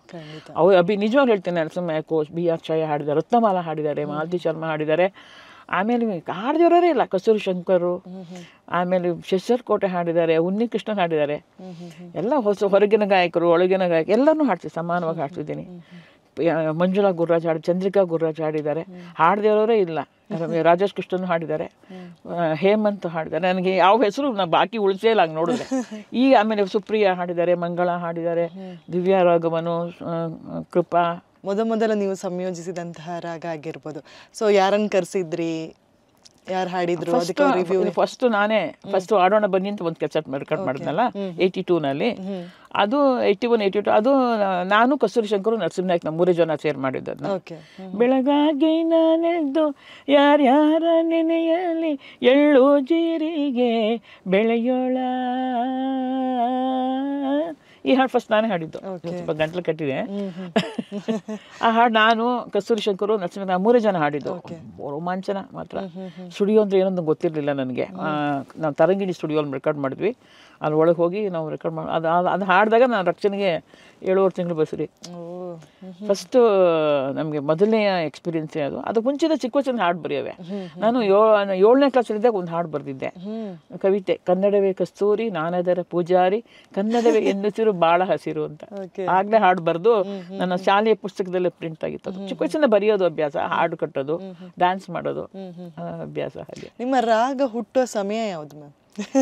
ಅಡುಗೆ ಮಾಡೋ ಸಮಯ. ಯಾಕಂದ್ರೆ ಅದೇ ನೀವು ಆಗ್ಲೇ ಹೇಳಿದ್ರೆ ತೀರಾ ಬ್ಯುಸಿ ಆಗಿರುವಂತಹ ಶೆಡ್ಯೂಲ್ ನಮ್ಮ ಹೆಣ್ಮಕ್ಳದು ಅಂತ ಹೇಳ್ಕೊಂಡು. So most of the time ಅಡುಗೆ ಮಾಡ್ಕೊಂಡೆ ನಾನು. ಆಕ್ಚುಲಿ ಸ್ಟುಡಿಯೋ ಕೆಳಗೆ ಸ್ಟುಡಿಯೋ ಮೆಟ್ಲು ಹತ್ತಿ ಹೋಗೋರಿಗೆ ಅಡುಗೆ ಮನೆ ಕಿಟಕಿ ಕಾಣ್ತತೆ. ಯಾವಾಗಲೂ ಹಾಡ್ತಾನೆ ಇರವೆ. ಮೇಲಿದ್ದವರೆಲ್ಲ ಹೇಳೋರು, ಮೇಡಮ್ ನೀವು ಒಗ್ಗರಣೆ ಹಾಕ್ಬೇಡಿ, ನಮ್ಗೆಲ್ಲ ಹಸು ಆದಾಗ ನೀವು ಕರೆಕ್ಟಾಗಿ ಒಗ್ಗರಣೆ ಹಾಕೋ ಟೈಮೆ ನಮ್ಗೆ ಸ್ಟುಡಿಯೋಲಿ ಕೂರೋಕೆ ಕಷ್ಟ ಆಗುತ್ತೆ. ಇನ್ನೂ ನೀವು ಹಾಡಬೇಡಿ, ನಮ್ಗೆಲ್ಲ ಹಾಡೋಕೆ ಕಷ್ಟ ಆಗುತ್ತೆ ಅನ್ನೋರು. ಅದೆರಡು ಇದು. ನನಗೆ ಇವು ಕೆಲಸ ಮಾಡ್ಕೊಂಡೆ ಯೂಶ್ವಲಿ ನಾನು ಸುಮ್ಮನೆ ಹಾರ್ಮೋನಿ ಇಟ್ಕೊಂಡು ಕಂಪೋಸ್ ಮಾಡೋದೇ ಇಲ್ಲ.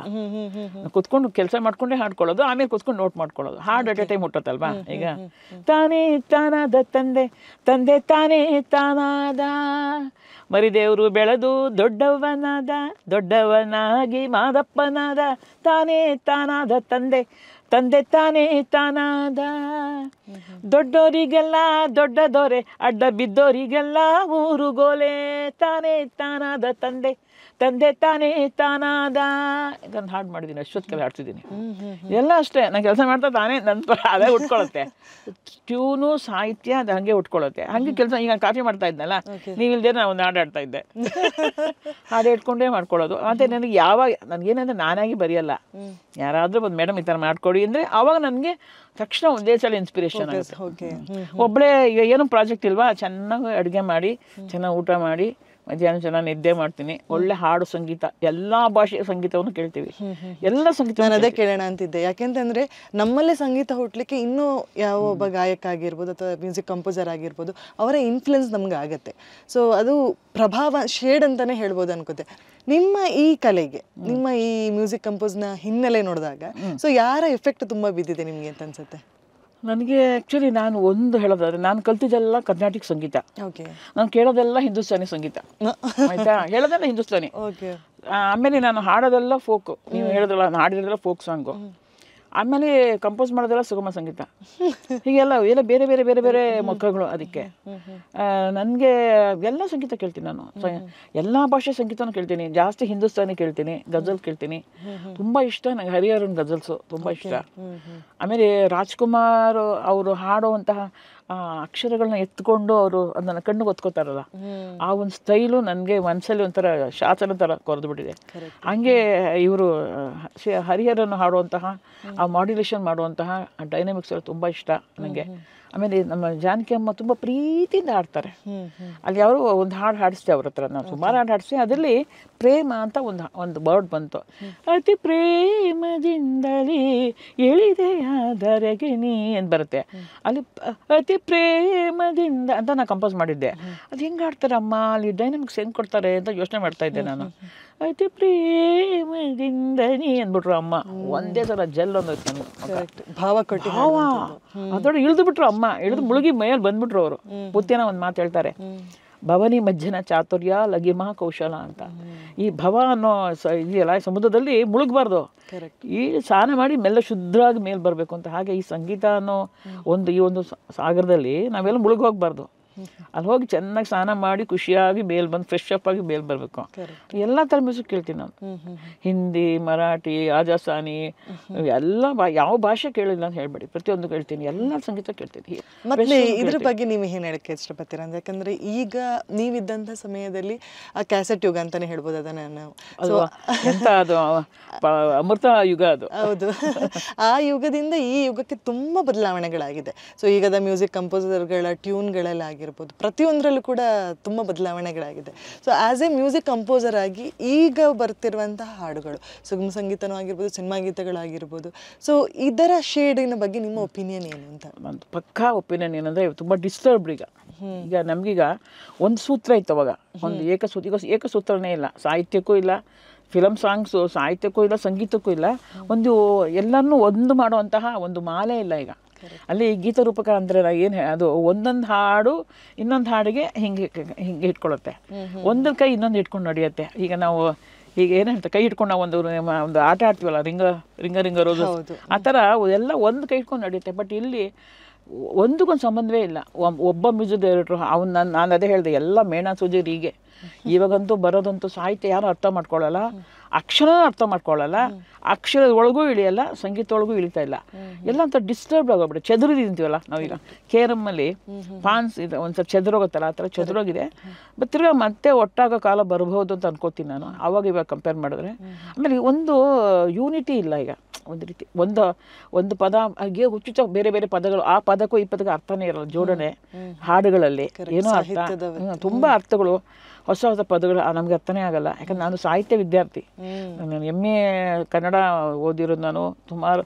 ಹಾಗಾಗಿ ನನಗೆ ಸಾಹಿತ್ಯದ ಬಗ್ಗೆ ತುಂಬ, ನಾನು ಅಲ್ಲಿಂದ ಬಂದವಳಲ್ಲ, ಅಥವಾ ನನಗೆ ಹಾಗೆ ಅನ್ಸುತ್ತೆ ಅನ್ನೋ ಗೊತ್ತಿಲ್ಲ. ನಾನು ಎಷ್ಟೋ ಸಲ ಯಜಮಾನ್ರು ಹೇಳ್ತೀನಿ, ಏನ್ರಿ ಮೇಣಾ ಸುಜೀರಿಗೆ ಅಂತೀನಿ, ಪದಗಳು ಹಾಗೆ, ಹಾಡೋದು ಹಾಗೆ ಇರುತ್ತೆ. ಆಮೇಲೆ ತುಂಬ ಡಿಸ್ಟರ್ಬ್ಡ್ ಮೈಂಡ್ ಈಗ ಯಂಗ್ಸ್ಟರ್ಸ್ಗೆ ಪಾಪ ಏನು ಕೊಡಬೇಕು ಅಂತಲೇ ಗೊತ್ತಿಲ್ಲ, ಏನು ಕೊಡಬೇಕು, ಏನು ತೊಗೋಬೇಕು, ಏನು ತಿನ್ನಬೇಕು ಅಂತಲೂ ಗೊತ್ತಿಲ್ಲ. ಈ ಕಡೆ ಪಿಜ್ಜಾನೋ ತಿಂತಾರೆ, ಆ ಕಡೆ ಮಸಾಲೆ ದೋಸೆನೂ ತಿಂತಾರೆ, ಈ ಕಡೆ ಸಕ್ಕರೆ ಪೊಂಗಲು ತಿಂತಾರೆ, ಆ ಕಡೆ ಉಪ್ಪಿಟ್ಟು ತಿಂತಾರೆ. ಅದು ಯಾವುದನ್ನ ಅದಕ್ಕೆ ಸಪ್ರೇಷನ್ ಇಟ್ಕೋಬೇಕು, ಯಾವುದ್ರ ಶುದ್ಧತೆಯನ್ನು ಕಂಡುಕೊಳ್ಬೇಕು ಅಂತ ಇನ್ನೂ ಗೊತ್ತಾಗಿಲ್ಲ ಅಂತ. ಆದರೆ ಎಷ್ಟೋ ಸಲ ಹೇಗಾಗುತ್ತೆ ಅಂತ ಹೇಳಿದ್ರೆ, ಈಗದ ಯುವ ಜನಗಳೇ ನಾವು ಹಾಡು, ಈಗ ರಸಮಂಜರಿ ಈ ಥರದ ಕಾಂಪಿಟೇಷನ್ಸ್ಗಳು ಮಾಡಿದಾಗ ನನಗೆ ಅನುಭವ ಆಗಿರುವಂಥದ್ದು, ಎಷ್ಟೇ ಸಲ ಆದರೂ ಕೂಡ ಹೊಸ ಹಾಡುಗಳು ನಮ್ಮ ಬಯಲು ಬರಲ್ಲ.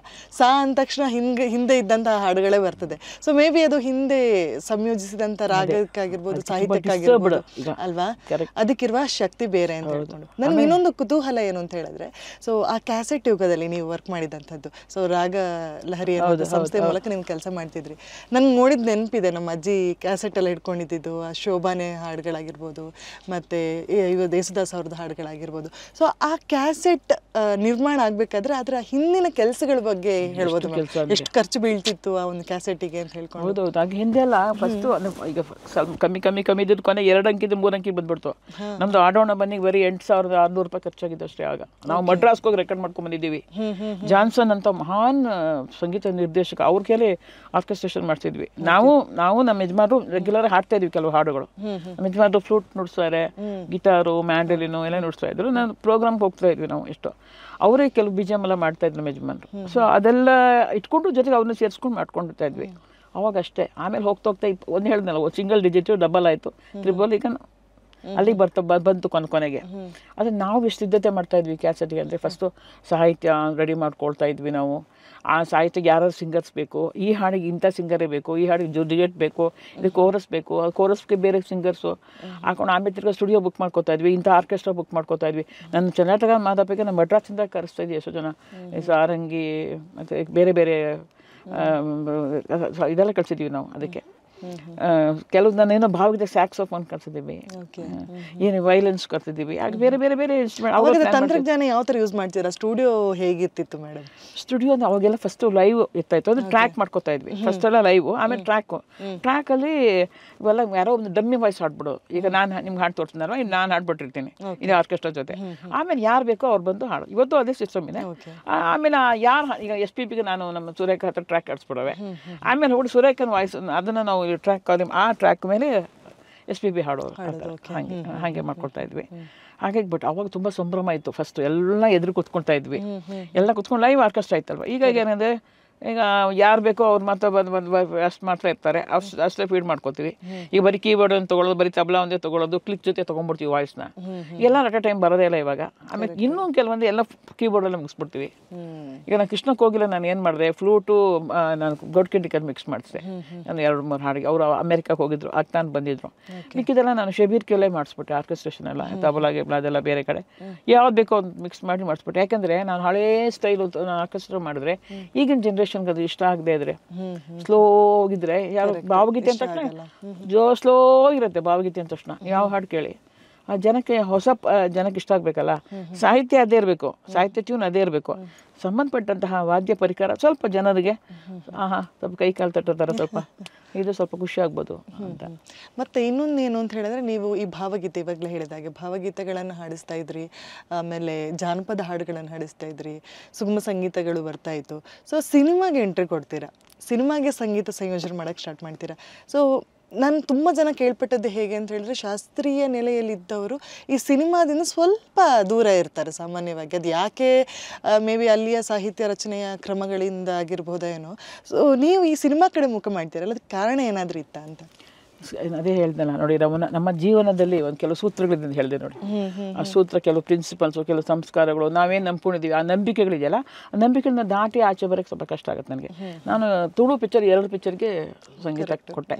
82ನಲ್ಲೇ ಕೊಟ್ಟೆ ನಾನು ಒಂದು, ಇನ್ನೊಂದು 86ಅಲ್ಲಿ ಒಂದು ದಾರದ ಸೀರೆ ಅಂತ ಒಂದು, ರಾಮ್ ಶೆಟ್ಟಿ ಮತ್ತು ಸದಾಶಿವ ಶಾಲಿಯಾನ, ಇನ್ನೊಂದು ಪೆಟ್ಟ ಐಪಿರಿಂದ 2 ಇದು ಮಾಡಿದೆ. 2ಕ್ಕೂ ನಾನು ಸಂಗೀತ ಎಲ್ಲ ಕೊಟ್ಟು ಎಲ್ಲ ಮಾಡಿದೆ. ಅವಾಗ ನನಗೆ ಅವ್ರ ಕತೆ ಹೀಗಿದೆ ಅಂತೆಲ್ಲ ಹೇಳಿದ್ರು. ನನಗೆ ತುಂಬ ಸಾಂಸಾರಿಕವಾದ ಕತೆ, ಏನು ಅಂತಾರೆ, ಏನೋ ತೊಂದರೆ ಏನೂ ಇರಲಿಲ್ಲ. ಆಮೇಲೆ ಇನ್ನೊಂದು ಕನ್ನಡ ಒಂದು ಮಾಡಿದೆ, ಕೆರಳಿದ ಕನ್ಯೆಯರು ಅಂತ ಒಂದು ಅದು ಮಾಡಿದೆ. ಅದಕ್ಕೆ ಅವರು ಎಲ್ಲ ರೆಡಿ ಆಯಿತು, ಬಟ್ ರಿಲೀಸ್ ಆಗಲಿಲ್ಲ. NS ರಾಮನ್ ಪ್ರೊಡ್ಯೂಸ್ ಮಾಡಿದ್ರು, ಅವ್ರು ಹೋಗ್ಬಿಟ್ರು. ಆಮೇಲೆ ಕೃಷ್ಣಲೀಲಾ ಅಂತ ಒಂದು ಮಾಡಿದೆ ನಾನು, ನಮ್ಮ ಜೀವಿ ಅಯ್ಯದು. ಅದು ಹೇಳಿದ್ನಲ್ಲ, ನನ್ನ ಸಂಸ್ಕಾರ, ನಾನು ಕಲಿತಂತಹ ಶಾಸ್ತ್ರೀಯ ಇತ್ತು, ಹಾಗೆ ಇತ್ತು. ಅದು ತುಂಬ ಚೆನ್ನಾಗಿ ಬಂತು. ಅದು 4 ಭಾಷೆಯಲ್ಲಿ ಬಂತು, ಕನ್ನಡ, ತಮಿಳು, ಹಿಂದಿ, ಮಲಯಾಳಮು, ಅಷ್ಟು ಭಾಷೆ ಜೊತೆ ಕೆಲಸ ಮಾಡಿದ್ವಿ. ಜೇಸುದಾಸ್ ಹಾಡಿದ್ರು. ಜೇಸುದಾಸ್ ಅವಾಗ ಹೇಳಿದ್ರು, ಈ ಥರ ಹಾಡ್ಕೊಟ್ರೆ ನಾನು ದಿನ ಬಂದು ಹಾಡ್ತೀನಿ.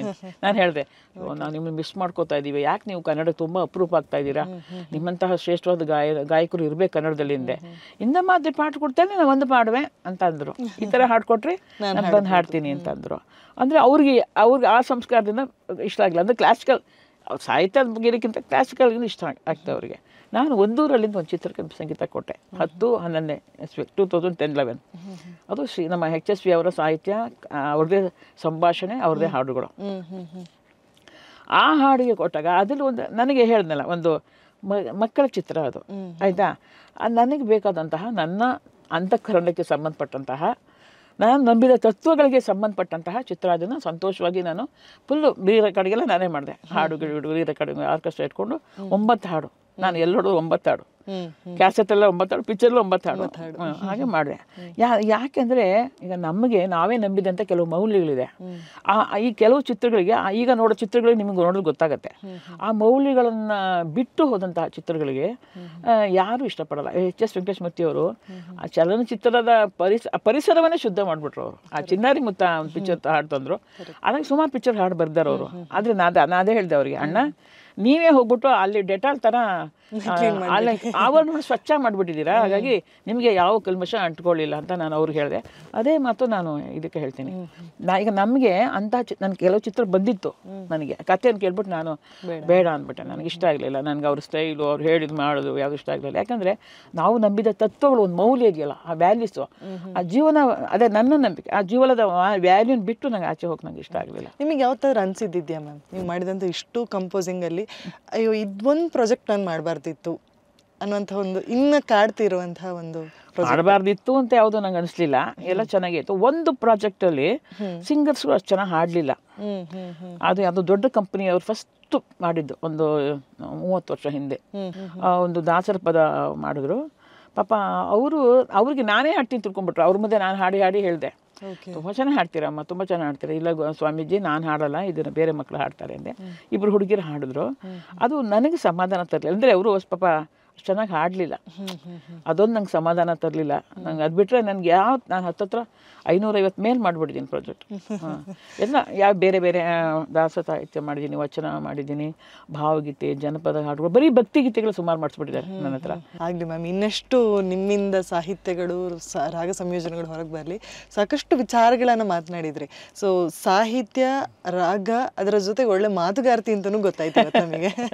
ಇಷ್ಟು ಹೊತ್ತು ನಿಮ್ಮ ಅಮೂಲ್ಯವಾದಂಥ ಟೈಮನ್ನು ನಮ್ಗೆ ಕೊಟ್ಟಿದ್ದಕ್ಕೆ ಥ್ಯಾಂಕ್ ಯು ಸೋ ಮಚ್. ನನಗೂ ಧನ್ಯವಾದ. ನಮಗೂ ಅಷ್ಟೇ ಮನಸ್ಸು ಬಿಚ್ಚಿ ಮಾತಾಡೋಕ್ಕೆ ಒಂದು ವೇದಿಕೆ ಬೇಕು. ಹಾಗೆ ವೇದಿಕೆ ಬೇಕು ಅನ್ನೋಕ್ಕಿಂತ ಹೆಚ್ಚಾಗಿ ಒಂದು ಆತ್ಮೀಯತೆ ಬೇಕಾಗುತ್ತೆ. ನಾವು ಸುಮ್ಮನೆ ಉಪನ್ಯಾಸ ಲೆಕ್ಚರ್ ಕೊಡೋದು ಅಲ್ಲ, ನಮ್ಮ ಮನಸ್ಸಿನ ಇರೋದು ಹೇಳೋಕ್ಕೆ, ಅವ್ರ ಮನಸ್ಸಿನ ಹೇಳೋದು ನಾವು ತೊಗೊಳೋಕ್ಕೆ ಅನೇಕ ಒಂದು ವೇದಿಕೆ, ಒಂದು ಅದಕ್ಕೂ ಒಂದು ಸಂಸರ್ಗ ಅಂತ ಹೇಳ್ತಾರೆ. ದಟ್ ಈಸ್ ಸಂಸರ್ಗ ಅಂತ. ಆ ಸಂಸರ್ಗವನ್ನ ನಿಮ್ಮ ಬುಕ್ ಬ್ರಹ್ಮದಿಂದ ಕೊಟ್ಟಿದ್ದೀರಾ. ನಿಜವಾಗ್ಲೂ ಬ್ರಹ್ಮನ ಒಂದು ಪೀಠ ಇದು, ನಿಮ್ಮ ಬುಕ್ ಬ್ರಹ್ಮ ಅನ್ನೋದು. ಇದು ಅನೇಕ ಜನರಿಗೆ ಜ್ಞಾನೋದಯವೂ ಆಗುತ್ತೆ, ಮನೋದಯವೂ ಆಗಲಿ, ಮನಸ್ಸನ್ನು ಹಾಗೆ ಬೆಳಗಲಿ ಅಂತ ಹೇಳಿ ನಾನು ಹೇಳ್ತೀನಿ. ನಿಮಗೆ ಕೂಡ ಧನ್ಯವಾದ.